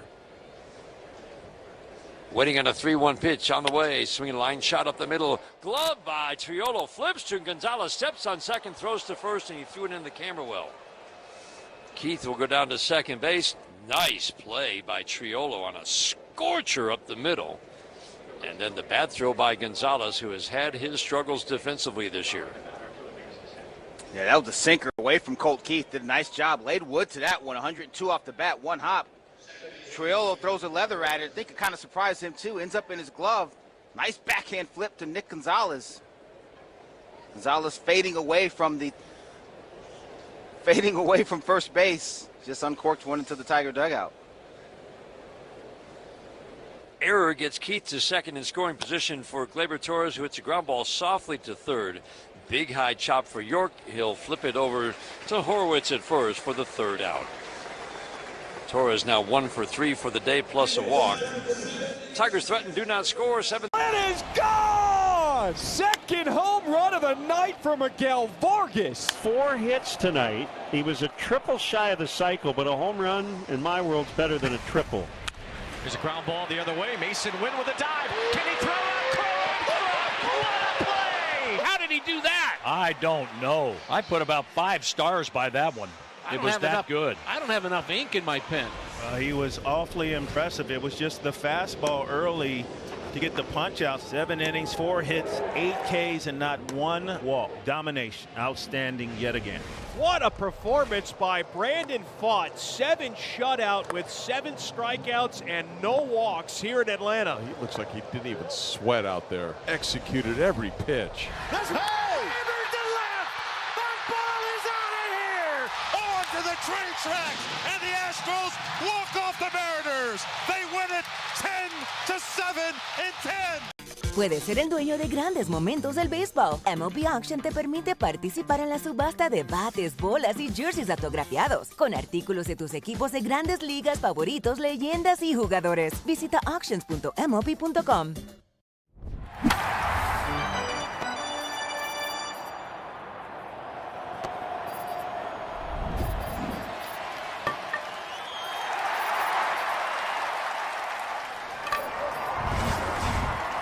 By lowering drug costs, focusing on preventive care, and improving quality while reducing unnecessary costs. Because affordability matters to everyone, and progress is happening. Learn more about what Blue Cross is doing to help at mibluedaily.com/affordability. Early detection saves lives. Schedule your cancer screening today at carmanis.org/inspire. Jacob Waguespack takes him out for the Tigers, protecting a 3-1 lead in the 7th inning. Pitch and change brought to you by your Southeast Michigan Ford dealers. Jacob Waguespack has been really good out of the Tigers bullpen. Just quietly continue to have a good season. Last time out against the White Sox, 2 innings pitched, gave up a hit, 1 run. It was a homer. He did strike out 1 White Sox. Strike 1.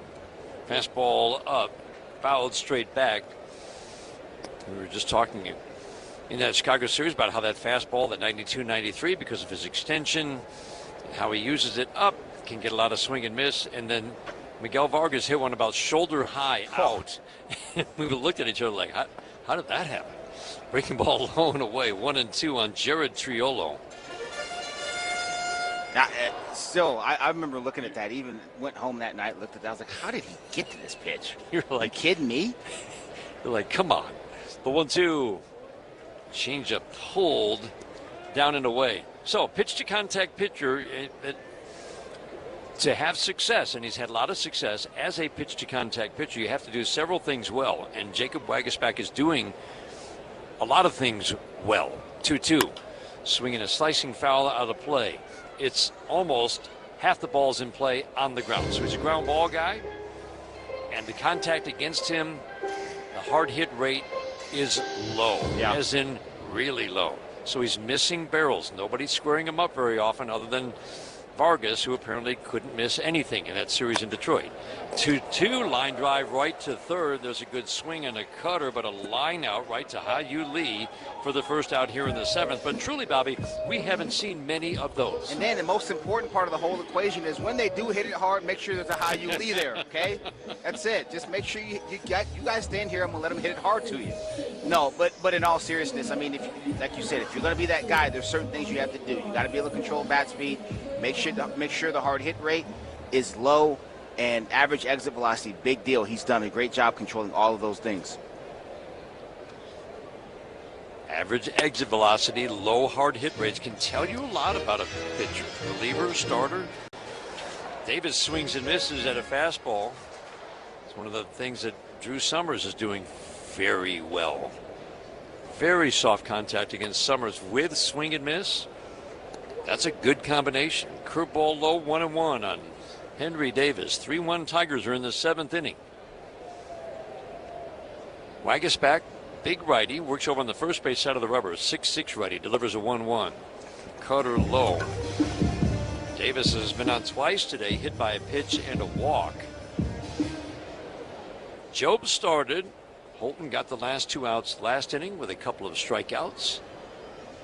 Waguespack in the 7th, 2-1. Swinging a fly ball deep to left field, way back and left and gone. My goodness. Cutter out over the plate, and Davis did not miss. 9th of the year makes it a 3-2 game. 3rd home run that Waguespack has allowed on a cutter this year. Just a cutter in the middle of the plate. Cutters that don't cut, turn into bad fastballs. You're going to be hard-pressed to see a ball hit that far. And I think they snuck Rafael Flores in on us. And he took care of that one. Flores with the home run. He has shown surprising power. That's 5 home runs for Flores in a limited number of at-bats at the major league level. 4 in the minor leagues in over 200 at-bats. Foul out of play. Horwitz at the plate quickly behind 0-2. So it's, again, Rafael Flores with the home run. And that turns it into a 1-run game, 3-2. Tigers on top here in the 7th inning. Jacob Waguespack getting more and more important innings, protecting leads late. It is still, for A.J. Hinch, very much a kind of work in progress. We're seeing Finnegan still is a big part of the picture if he can continue to get outs. Summers has grown into a big role. The 0-2 changeup bounces at 85, 1-2 on Horwitz. Again, trying to figure out what is the right mix. Who do I trust the most ahead of Kenley Jansen? The 1-2. Change up low, and it's 2-2.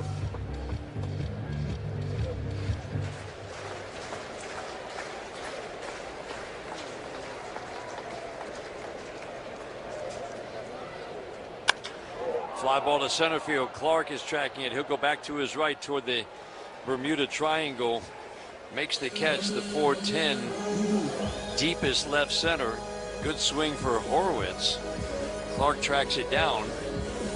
2 outs in the 7th inning with the Tigers holding on to a 3-2 lead. Bullpen is going to begin to stir.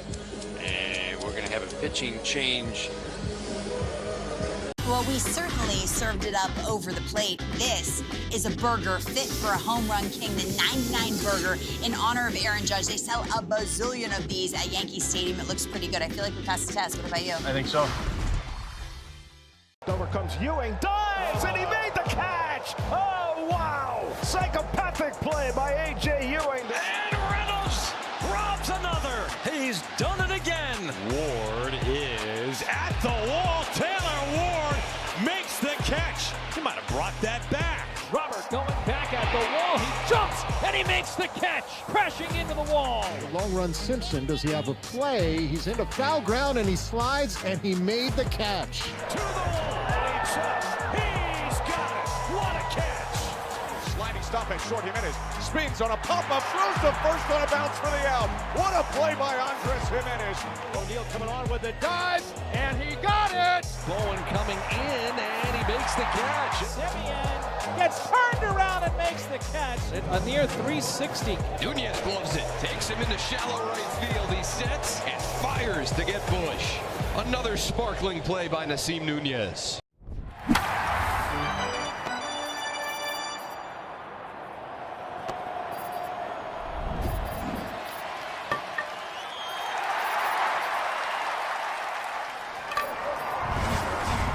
Offers with Ford Credit Financing on a select lineup of Ford trucks and SUVs. My kind of summer.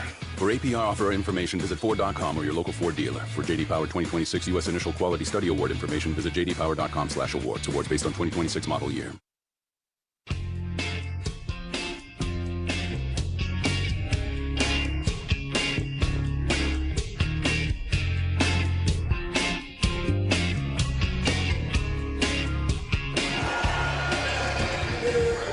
Change, bringing Drew Summers into the game, brought to you by your Southeast Michigan Ford dealers. Brandon Lau at the plate, much better against right-handed pitching. This should be a good matchup for Drew Summers. He has had 2 terrific outings in a row.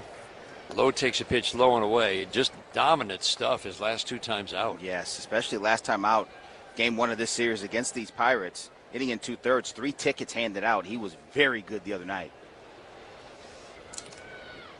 The 1-0 to Lau. Fastball strike at the knees, and it's been all about the strike throwing his last now 11 innings of work. This is over 160 pitches where he's thrown 70% strikes. 7 strikeouts his last 3 2/3. The 1-1. Swing and a foul back to the screen. 1 ball, 2 strikes. Love what he did right there. Went sinker away from Brandon Lau, then ran the sinker back in, tied him up. He's shown the ability to get the fastball on both sides of the plate with that 95-mile-an-hour sinker. So 7 of the last 11 outs that Summers has recorded have been on strikeouts. And, Bobby, it's a lot of swing and miss. Yes. Left side of the infield shifts to the right. The outfield just about straight up. The 1-2. Fastball, big miss away. We haven't seen many of those big misses from Drew Summers. 24 innings of work, 3.40 ERA. Some bad luck with 22 hits. Batting average on balls in play over 400. That will correct in his favor. 2-2. Slider misses in the dirt. That's the pitch that he still, it feels like, working on, Bobby. The left-on-left slider, making sure the miss is there, but also needing to get chase with that. You got to get chase. Brandon Lau doesn't chase a ton like that, so it's going to be a little bit difficult. But you're right. Getting it over there and close enough to where it looks effective. Fastball, swing and a miss. 96 right by Brandon Lau. Drew Summers comes in, gets the final out of the 7th inning. Pinch hit home run for Flores Jr. draws the Pirates. The MLB app. Yeah, it's got game. This game. These games. All the games. Pre-game, post-game, and everything in between. This is baseball your way. With real-time stats, scores, breaking news, and custom content that hits every time. Because you choose the teams and pick the players you want to follow. So when they catch it on the field, you catch it on the app. Yesterday was the Yankees' Cam Schlittler leading things off. Today it's 30-year-old right-hander Dylan Cease of the Blue Jays making his 23rd start of the season. Swing and a miss, strike 3. That time he strikes him out on a changeup, getting Grisham leaning out over the plate. No runs, a 2-out double. Elliot Ramos left in scoring position. Got him to chase there, though, for strikeout number 4. Go to the old reliable, and he's taking his chances that he can get Grisham to chase, and he does. This is a sharp biting slider straight down. Cease's 8th pitch to Caballero. Swing and a miss, strike 3. 97-mile-an-hour fastball for his 7th strikeout of the start. 1-0 Yankees, middle of the 5th. It's tied at 1 going to the 7th. Dylan Cease back on the mound. Swing and a miss, strikeout number 10. That looked like a little bit of a tighter slider than we've seen most of the day, almost more like a cutter. That is the 9th time this year Dylan Cease has struck out 10 or more batters in a game.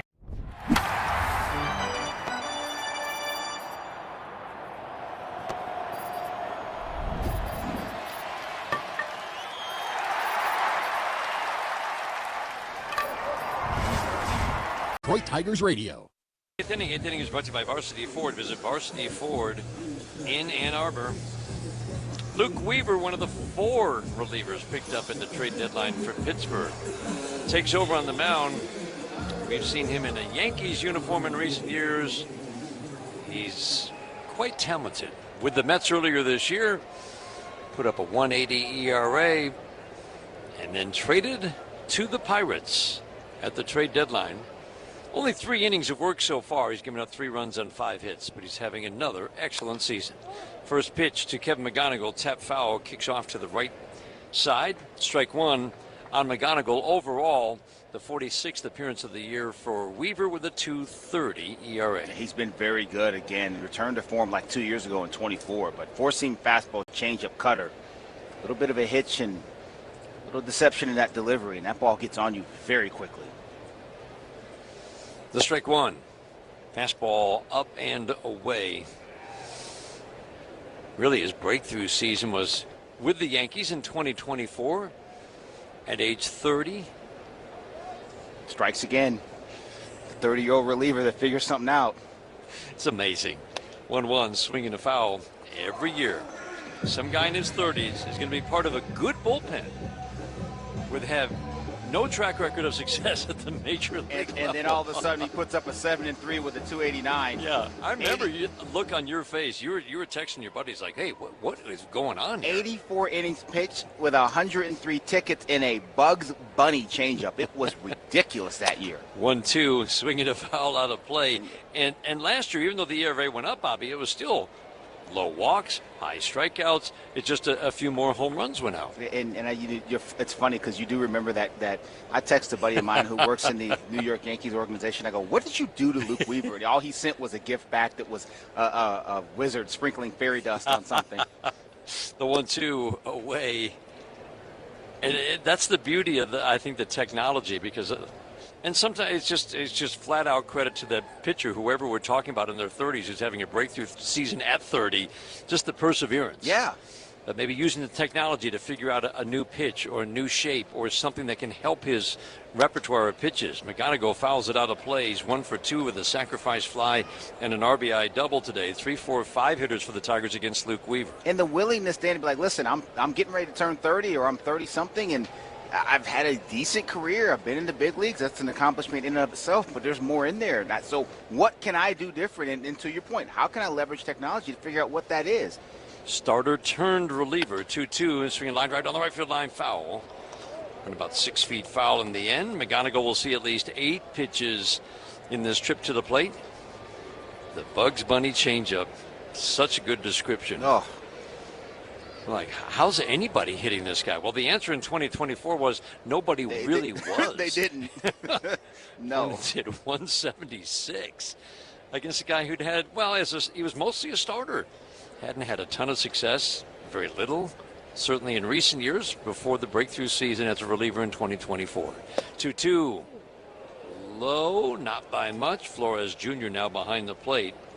That's what Kevin McGonigal can do. 8th pitch of the at-bat after following off 3 two-strike pitches. He takes ball 3.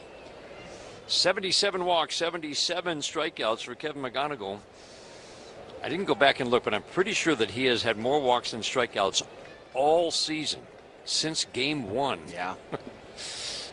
So we want to make sure that he stays with the more walks than strikeouts. Strikeouts can't take the lead. That's right. 77-77 into this game. Impressive. The 3-2.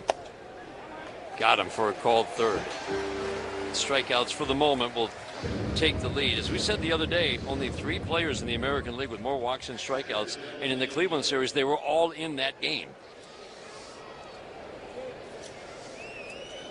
Jose Ramirez for the Guardians, and Stephen Kwan, the other. Kwan, yep. That's it. That's the total number of players in the American League with more walks and strikeouts.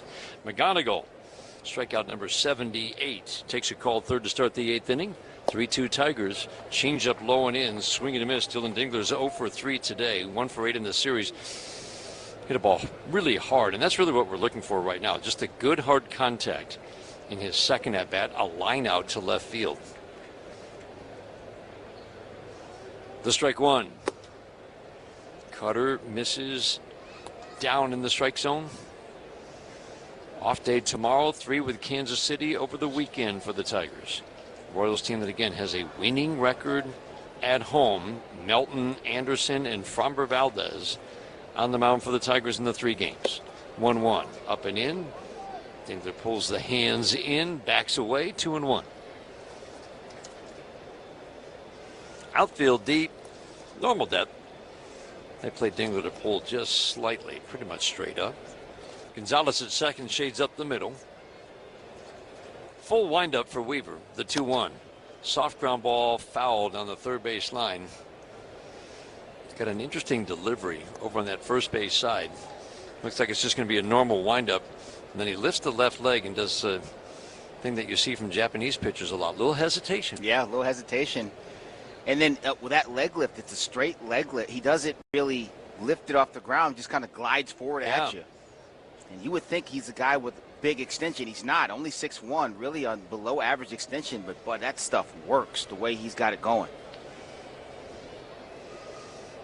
Dingler waiting at a 2-2. Pitch. High and tight. Takes ball 3.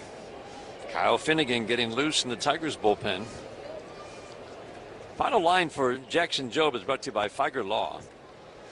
5 1/3, 1 run on 4 hits, 3 walks, and 3 strikeouts. 86 pitches, the most he's thrown in his 3 games. 3-2, swinging a foul. What'd you think, Bobby? I liked what he did. You know, again, we want to tighten up a little bit the early strike throw on the first pitch, but he did a nice job of getting back into counts, with whatever he needed to get back to, and he got out of the middle of the plate. A lot more pitches towards the thirds. We're not talking about pinpoint control on the edges. That's likely never going to be Jackson Jobe, and that's okay because he has stuff that plays. But get on the thirds, get on the top rail, and get on the bottom rail, you can be fine. Ground ball hit hard to third. York will glove it off to the glove side to his left and flip it over to first. 2 up, 2 down, 8th inning, 3-2 Tigers. That brings up Ben Malgeri, pinch hit, replacing Callahan in left inning. Good swing first time up, lined out to center field. That was against Gregory Soto in the 6th inning. Tougher matchup here with the righty, Luke Weaver, on the mound. Weaver shuts down both sides of the plate just better against righties. Swinging a fly ball, slicing to the corner. Valdez in the corner makes the catch, one step into foul territory where it shrinks to almost nothing in front of the 320 marker. Well, Jerry drives it, can't get it off the wall. The hometown kid is heading home. For the All-Star break, that is. Tigers rookie shortstop Kevin McGonigal, a native of Media, Pennsylvania, has played his way into the Midsummer Classic in Philly. At 21 years old, McGonigal is the second youngest player in Tigers history to reach the All-Star game. The 0-2, swinging line drive, grabbed with a leap by McGonigal at short. Flying through the air to the glove side. These boys are just playing baseball. They're playing ball. The first? That would be Mr. Tiger himself, Al Kaline, at 20 years and 205 days back in 1955. McGonigal has been everything and more for the Tigers. He was named AL Rookie of the Month back in April, and he hasn't slowed down since. McGonigal will be joined by fellow All-Star teammates Dylan Dingler, Riley Green, and Justin Verlander. For the kid that grew up going to games at Citizens Bank Park and idolizing players like Chase Utley and Cole Hamels, this is the best kind of homecoming. All your favorite games from MLB Play are back, bigger, bolder, and better than ever. Test your skills with daily puzzles like MLB Pickle, the ultimate mystery player challenge, and Immaculate Grid, where stats and strategy collide. Then in Spinball, build your roster, take on your friends, and compete for the weekly prize. Or be the first to beat the streak and hit your way to the $5.6 million jackpot. Plus, the all-new Daily Walk-Off. Lock in your players by category for the walk-off win. The game's official home for games is MLB Play, only on the MLB app and MLB.com. Puedes ser el dueño de grandes momentos del béisbol. MLB Auction te permite participar en la subasta de bates, bolas y jerseys autografiados, con artículos de tus equipos de grandes ligas favoritos, leyendas y jugadores. Visita auctions.mlb.com. NorthvilleLumber.com. On the mound for the Tigers, bottom of the 8th inning, pitching change. Brought to you by your Southeast Michigan Ford dealers. Kyle Finnegan had one of his best outings of recent months against the White Sox. 5 up, 5 down over the weekend. Appeared in Game 1 in this series, gave up a hit and a walk. Again, still working on something that he has been working on for quite some time. Bad habit he got into of opening up and spinning a little bit too much.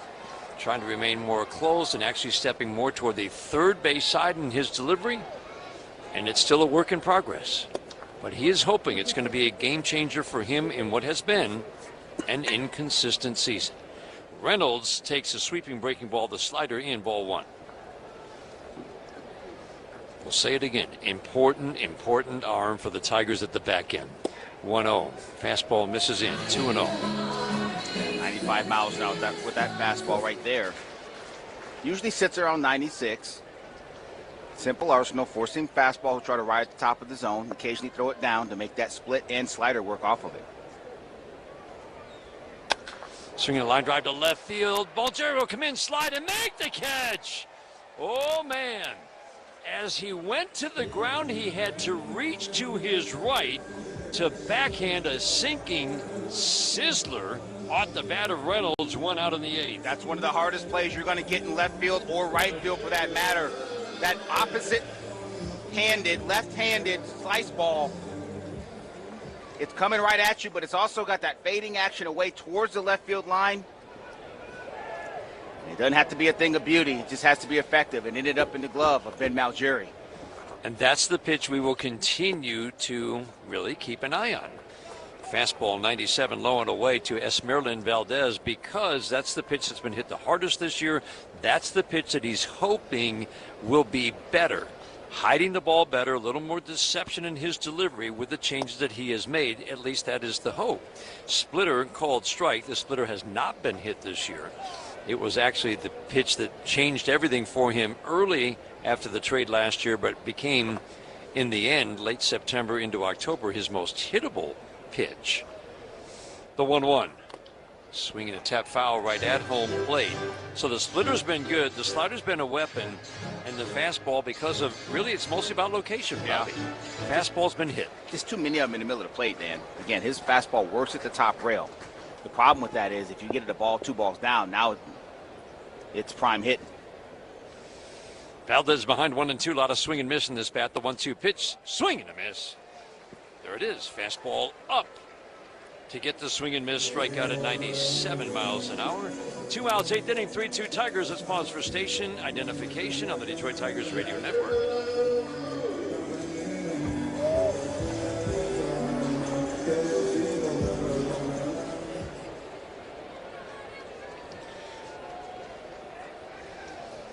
Two outs, 3-2 Tigers, 8th inning. Bases empty for O'Neill Cruz.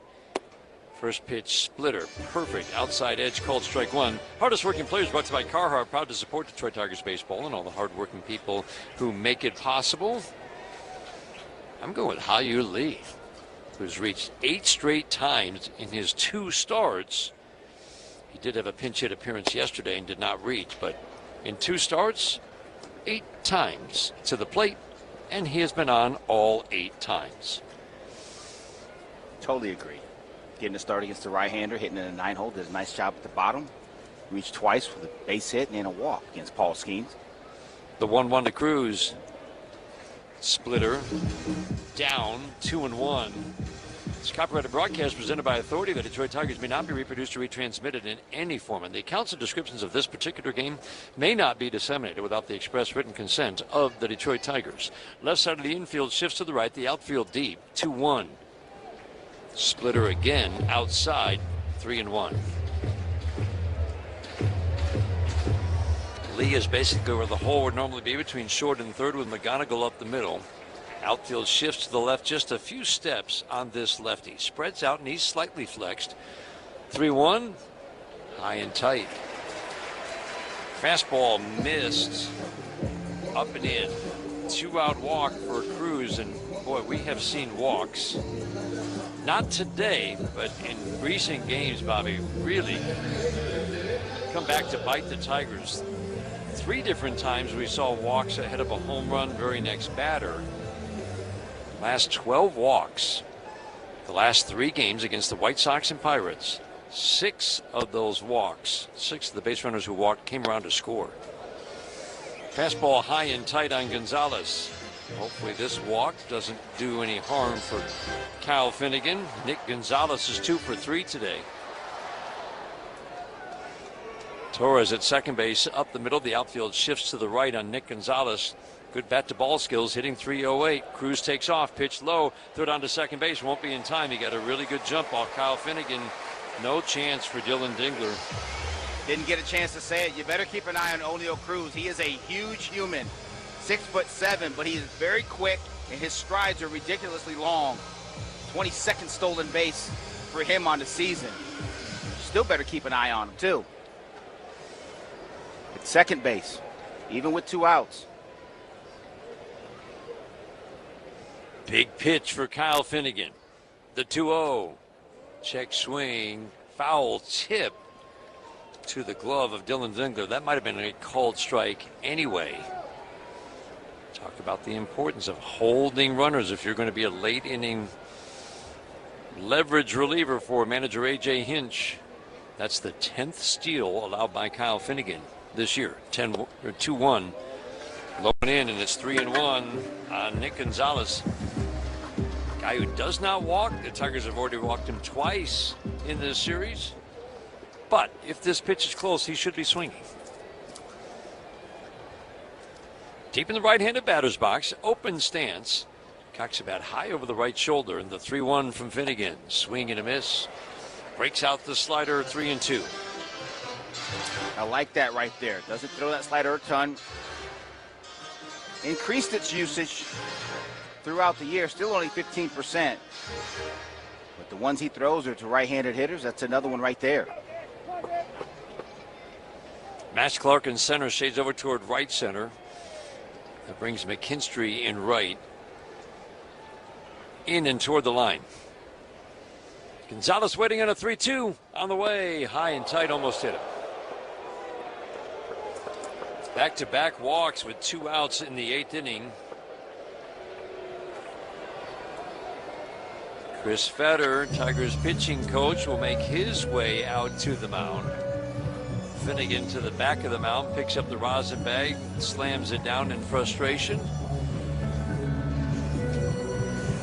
Dylan Dingler out to the mound to join the conversations. Check some scores in the 1-800-CALL-SAM Studio Scoreboard, brought to you by Meijer, the official grocery retailer of the Detroit Tigers radio network.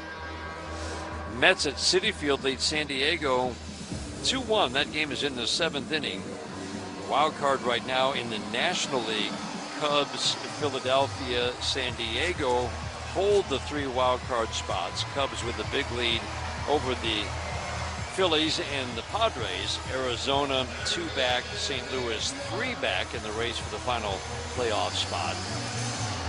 Minnesota and Atlanta, that is 1-1 in the bottom of the 5th inning. Twins are trying to sweep the Braves, who hold a comfortable lead in the Central. Well, the Cubs are playing some pretty good ball right now. Nick York, first pitch, slider low and away. Atlanta with a 5.5 game lead over Philadelphia in the East, I should say, at the start of play today. The strike one to Nick York. Fastball high and away. Really struggling with that fastball command, Dan. We've seen him up and in. We've seen him up glove side, up arm side. Finnegan over on the third base side of the rubber. Tigers holding on to a 3-2 lead. The 1-1. Swinging a ground ball, chopped softly down the third base line, and that will go foul. Thank goodness. Because how you leave, if that had stayed fair, would have just picked it up and held on to it. 1 ball, 2 strikes.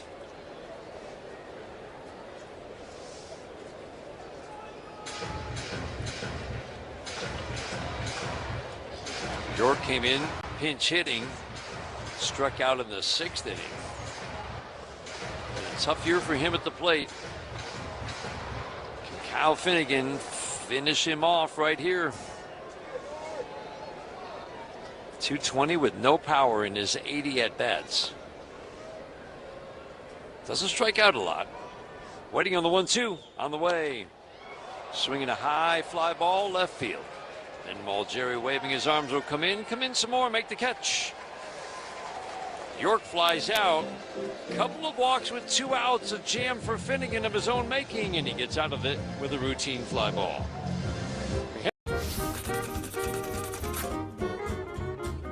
Guess who that is?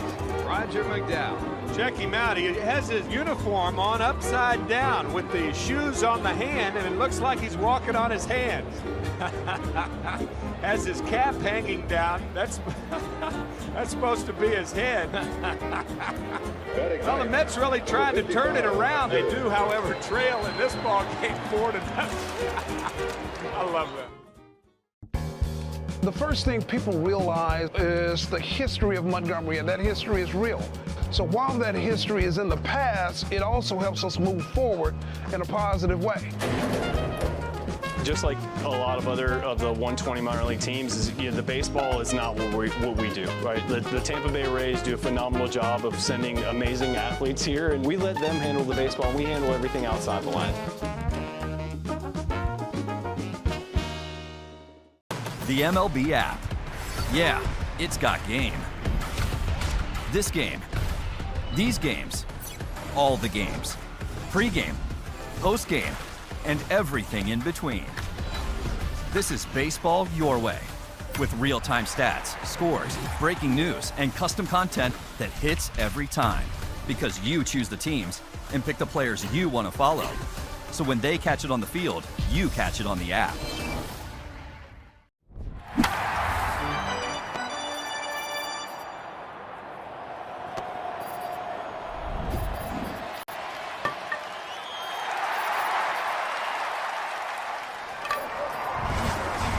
Team is, and our home is right here in Detroit.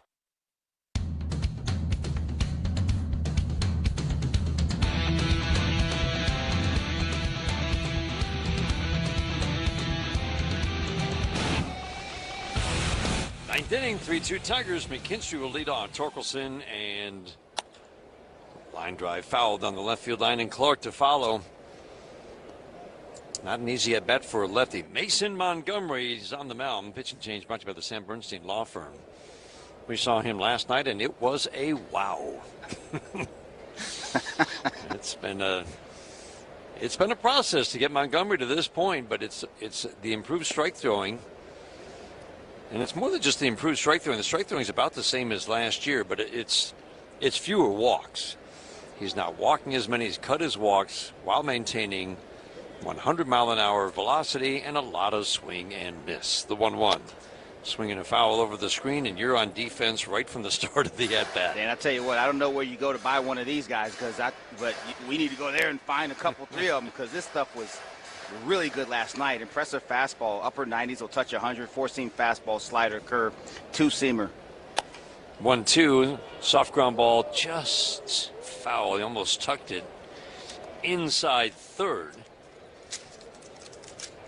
Last year, 46 innings, an ERA over 5.50 for this lefty, walk rate above 5 with strikeout rate at 12 per 9. Cut the walks from 5.5 per 9 to under 4 per 9, while bumping the strikeouts to almost 15 per 9. The 1-2, swinging another foul. This qualifies as a good at-bat for McKinstry. 100%. No matter what happens. Yes. He's fouled off some high heat. Triple digits. That one, the 101. 0 for 2 of the walk for Zach today. The 1-2 pitch. Swinging the ground ball softly in the right spot and into left field, a base hit. Got the curveball and squeezed it by York. Triolo was up the middle. York dove for it, and it just trickled into left. That's a heck of an at-bat for Zach McKinstry against Mason Montgomery. It sure is. Had thrown him several fastballs up in the zone at 100, 98, 99. Drops a curveball in there.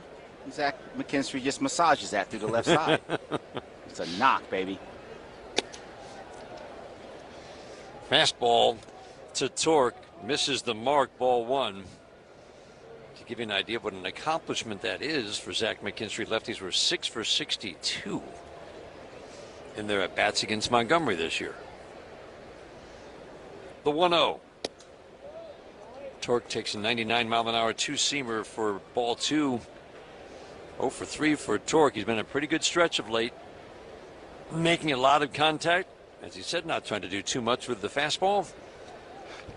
Hitless now in the series. The 2-0. Called strike. He was raising his hands up out of the way. 99-mile-an-hour fastball got the called strike from home plate umpire Chris Conroy. 3-2 Tigers. They would sure like to add an insurance run or 2.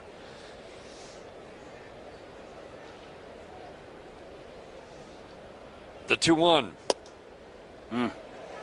Fastball 98 middle for a called strike. That's another one too right there, Dan. That fastball from Montgomery has a little bit of cut finish to it.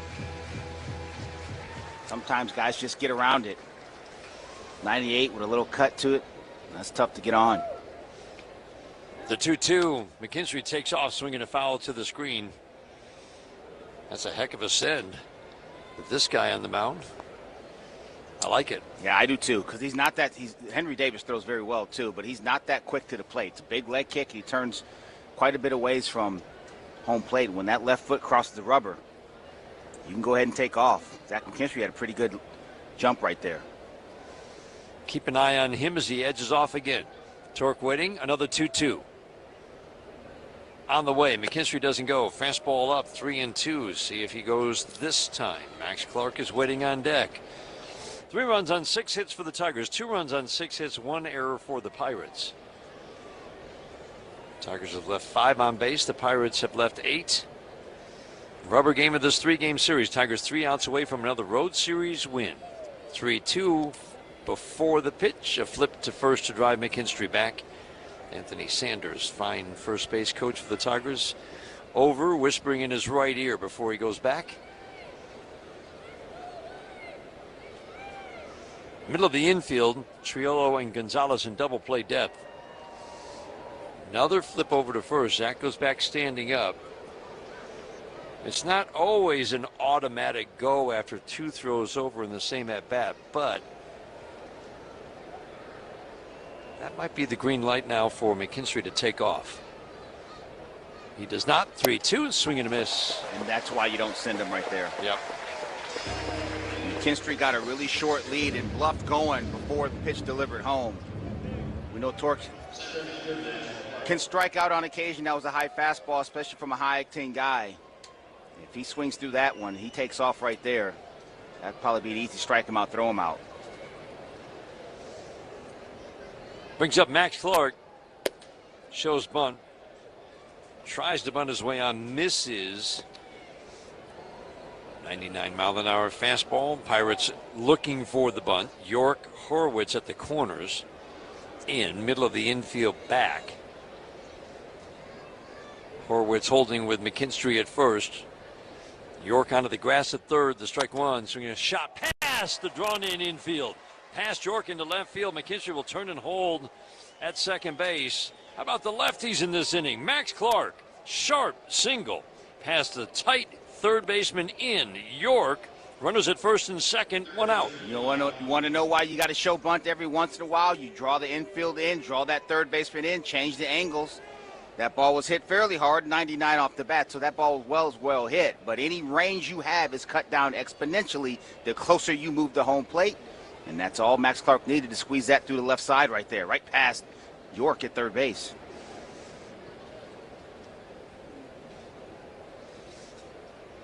That brings up Ha-Yu Lee. First pitch. Two-seam fastball, 99, strike one. Every Tigers home run this year, Little Caesars Pizza home run. Order online for delivery or Pizza Portal pickup. Ninth inning is brought to you by Comerica Bank. If you want to elevate your small business's game, visit Comerica.com/succeed to learn how. The strike one. Fastball perfect at the knees on the inside corner. No balls and 2 strikes. Again, this lefty absolutely shuts down lefties. Righties have had some measure of success. 230. Draw a few walks with a little bit of extra base power. For the 5 home runs he's allowed have been to righties. The 0-2. Swinging a soft tap foul. The curveball down. Lee with a single. 2 walks today. He has scored 2 runs.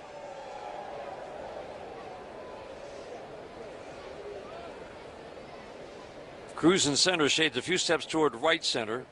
Pretty much straight up in left and in right for Reynolds in left and Valdez in right. 2 on, 1 out. Tigers trying to add to a 3-2 lead. The 0-2 again, swinging a miss. 100-mile-an-hour fastball. Got Lee. And pretty good sequence from Montgomery. From Montgomery right there. Dropped that curveball in. He fouls it off. Then he comes up with a sinker. 100 miles an hour, top of the zone. 12 inches of horizontal run to it. That's just a tough pitch right there. Eduardo Valencia will pinch hit for Cole Keith. Incredible production from Valencia so far in the major leagues. Teams have been attacking him with high velocity. First pitch, fastball, swing and a miss, 98 by him. Tremendous production because lots of extra base hits. 6 home runs, 17 RBIs. He's only had 58 at-bats. Trying to add to a 3-2 Tigers lead in the 9th inning. The strike one from Montgomery. Swing and a miss. We've seen teams get ahead of him with fastballs and then go off speed, but I can't picture Montgomery doing anything but more high heat. I would agree with you.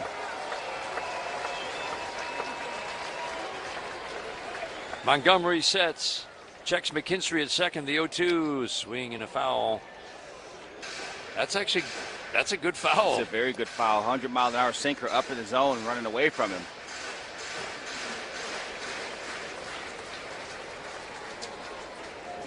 Valencia has a quick bat.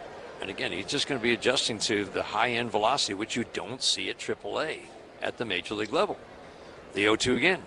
Swing and a foul. Another triple-digit fastball and another foul.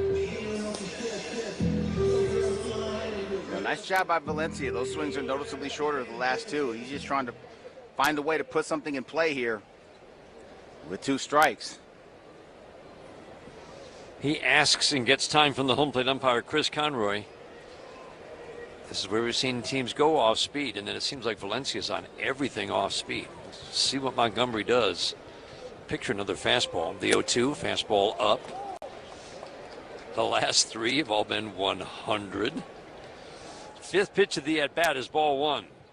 2 on, 2 outs in the 9th. The Tigers with a 3-2 lead. Montgomery's over on the third base side of the rubber.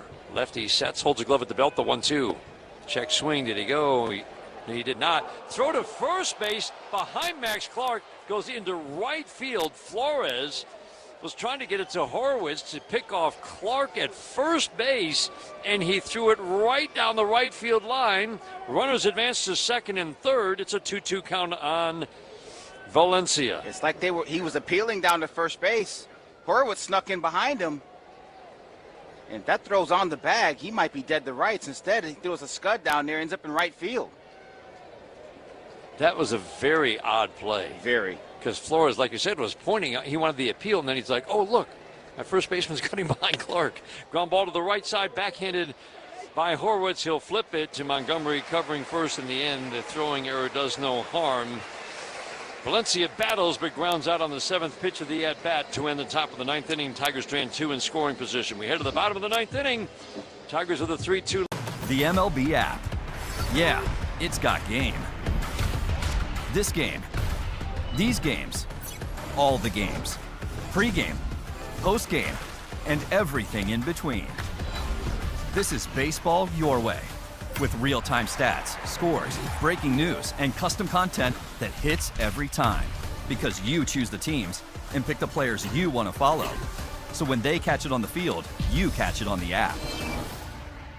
That's the greatest baseball player in the world right there. Ohtani hammers one. Deep right center. Way back and gone. Welcome back, my friends, to the show that never ends. He is unbelievable. 2-run home run, number 29. Caught in the Dodger bullpen by Kyle Hurt. He absolutely annihilated the baseball. 452 feet. My goodness, what a shot by Ohtani. His second home run of the night, and the Dodgers lead it 9-1.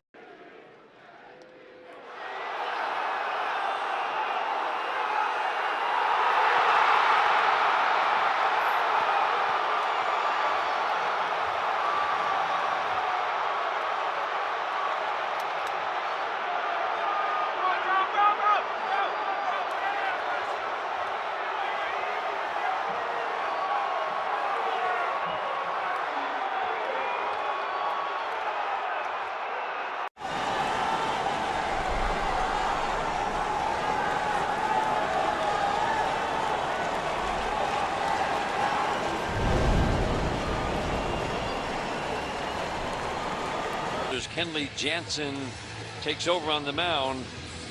8-9-1 hitters, but we'll have a pinch hitter for Triolo, the speedy Jake Mangum will pinch hit to start the inning, and then it'll be Flores, who had a pinch hit home run in the 7th, and Spencer Horwitz at the top of the order. Those are the 3 scheduled batters here in the bottom of the 9th inning. Kenley Jansen on the mound.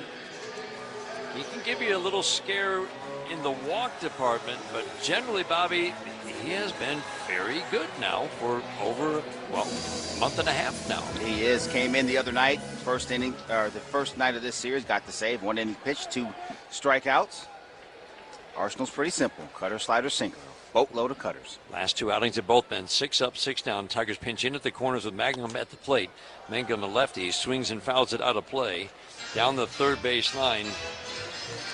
When I say inside, I love how aggressive Hao-Yu Lee is when it's like, you want me in to protect against the bunt? I'm going to come in 10, 15 feet. Yeah. On the infield grass. And if he sees bunt, he's practically to home plate by the time the ball is actually bunted. The strike 1.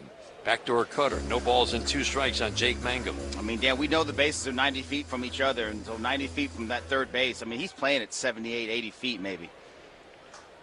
So you want to do this over here? Go ahead. Come on. The 0-2. Swinging a foul out of play. Also, too, you got to look at Gleyber Torres. He's shortened up. Everybody. This you is have to. not unlike Ichiro. One of the few hitters I've seen in all my years doing this where the entire infield will come in with nobody on base. Yeah, I mean, that's several steps. That's where you have to be with Mangum up. Chandler Simpson, same thing. He can just softly tap the ball somewhere, run, and beat it out. Having a good year. Traded from Tampa, hitting .299. Good bat-to-ball skills, the 0-2. Swing and a foul back to the screen. He can extend an at-bat with 2 strike fouls.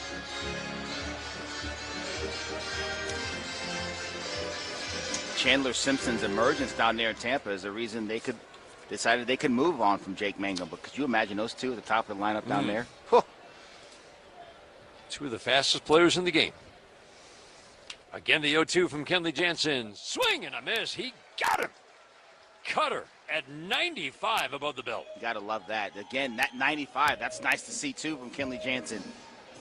Good late action on that cutter. Darting towards the left-handed hitting Mangum. With something on it, too. 95 with that one.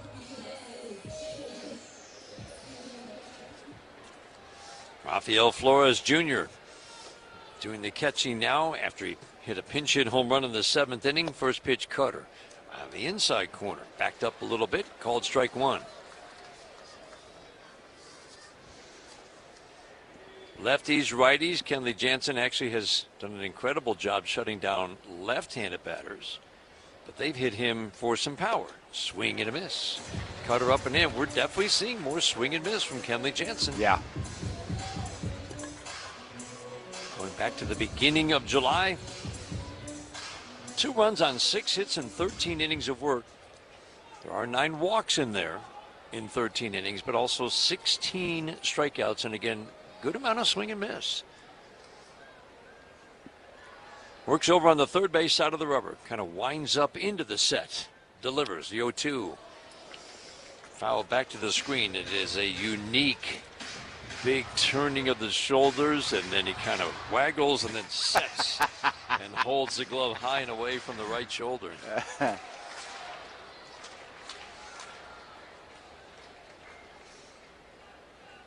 The righty Flores waiting the 0-2.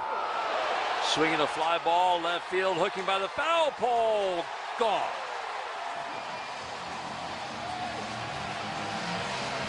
Rafael Flores with his 2nd home run in as many at-bats in this game. Guy who did not hit for power in the minor leagues has hit 2 home runs today, and that ties the game at 3. Man, oh man. So another cutter in. A cutter in that didn't cut.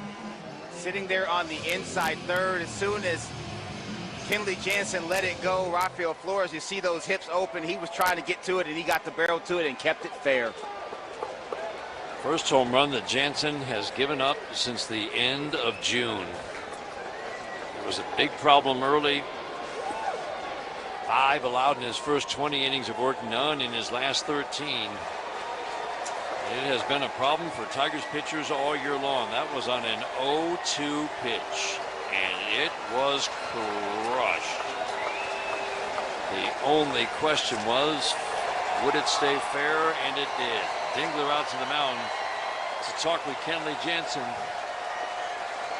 Now the goal, get this to extra innings. 2 tough lefties with home run power coming up. Spencer Horwitz, big production against righties, mostly plays just against righties, hitting .260 with 10 home runs in his limited at-bats. And he's going to make you throw him a strike. Walks almost as often as he strikes out. First pitch, swings at a cutter and fouls it over the screen, strike 1. Tigers lost 8 games all of last year when leading after 7. That was a 72-8 record. The strike 1.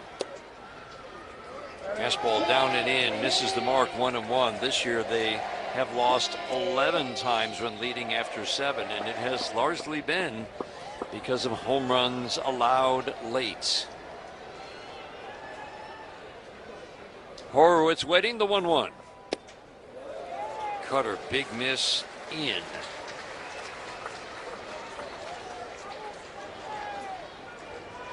McGonigal up the middle at short. Lee way off the line, basically where the hole would be between short and third at third base. Outfield shifts to the left slightly on Horowitz. The 2-1. Swinging a high fly ball. Shallow right field. Torres will give way to McKinstry, who comes a long way to make the catch. 2 outs in the 9th inning. That leads it up to Brandon Lau. He's got 26 home runs this year. Big production. Almost all of his power is against righties. Right field seats. And the seats in right field are above a 21-foot wall in honor of Roberto Clemente, are pretty reachable. Left field seats are not, and we've seen 2 home runs to left, both by Flores, which is incredible. Brandon Lau takes a first pitch cutter, strike 1. 3-3 game in the bottom of the 9th inning. Tigers now trying to get this game to extra innings.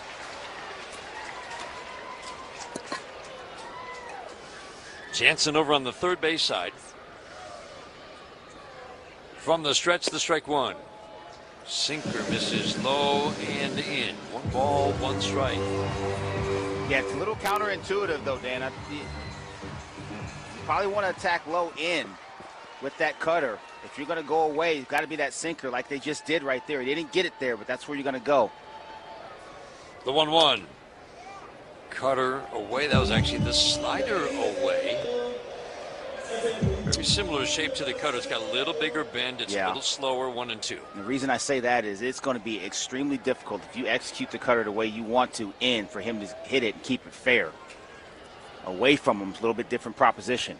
Get around that ball and hook it. The 1-2. High fly ball to right. Deep. Fair or foul. Gone. Hit the foul pole.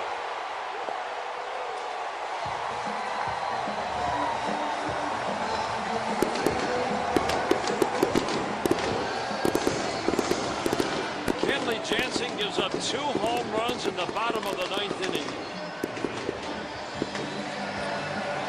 Tigers 2 outs away from a road series win in Pittsburgh, and the Pirates walk it off. Home runs from Flores Jr. and Brandon Lau. Our final score, Pittsburgh Pirates 4 and the Detroit Tigers 3. Your credit card company is hoping you don't hear this. They're charging you 21% APR interest, making it hard to pay down your balance. A home equity loan from Rocket Mortgage could cut your interest rate by more than half, so you could wipe out your high-interest credit card debt with the equity you've built in your home without touching your current mortgage rate. See how much you could save at rocketmortgage.com. Rocket Mortgage LLC, licensed in 50 states. NMLS ConsumerAccess.org, number 3030. Call 800-4ROCKET for full program details. At Comerica Bank, we've helped build some of America's most iconic companies. Now, we're bringing that same professional-grade expertise to today's builders. The kitchen table entrepreneurs, the first-time storefronts, and late-night dreamers with big ambitions. Because banking built for success shouldn't just be for big business. It should be for anyone building something that matters. Let's build something together at Comerica.com/succeed. Comerica Bank, a division of Fifth Third Bank N.A., member FDIC, equal opportunity lender. We know what you love. You love baseball. You love the Detroit Tigers. You love spending a day at Comerica Park. We also know what you don't love, standing in line. So we made a VIP entrance, so you could do more of the things you love and less of the things you don't. All you have to do is bank with Comerica. With your Comerica Bank card, you'll feel like a VIP the moment you walk in, just like you do at our bank. Learn more at Comerica.com/yourpark. Comerica Bank, a division of Fifth Third Bank N.A., member FDIC.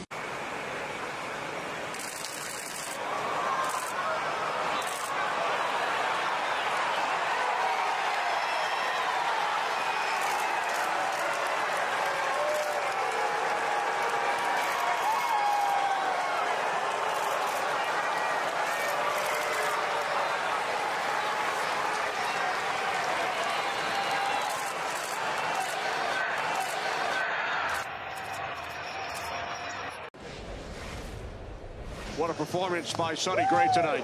1 walk, 7 strikeouts, 7 innings, and boy, was he efficient. Just put on a pitching clinic. Joey Cantillo, when he pitches like tonight, gives you reason to dream. Went 6 innings of 1-hit baseball. Walked 3, struck out 7, allowed 1 run. Left center field. Tolbert dives, and he got it. Takes the perfect angle. Great speed, great athleticism, able to dive and land directly on his chest. That's a highlight reel catch if I've ever seen one. Reed Detmer's incredibly good tonight. 8 innings, 2 hits, no walks, 11 strikeouts, and no runs. It is gone! It is gone! It is gone! 3 homers for Baez. Major League history at Wrigley Field.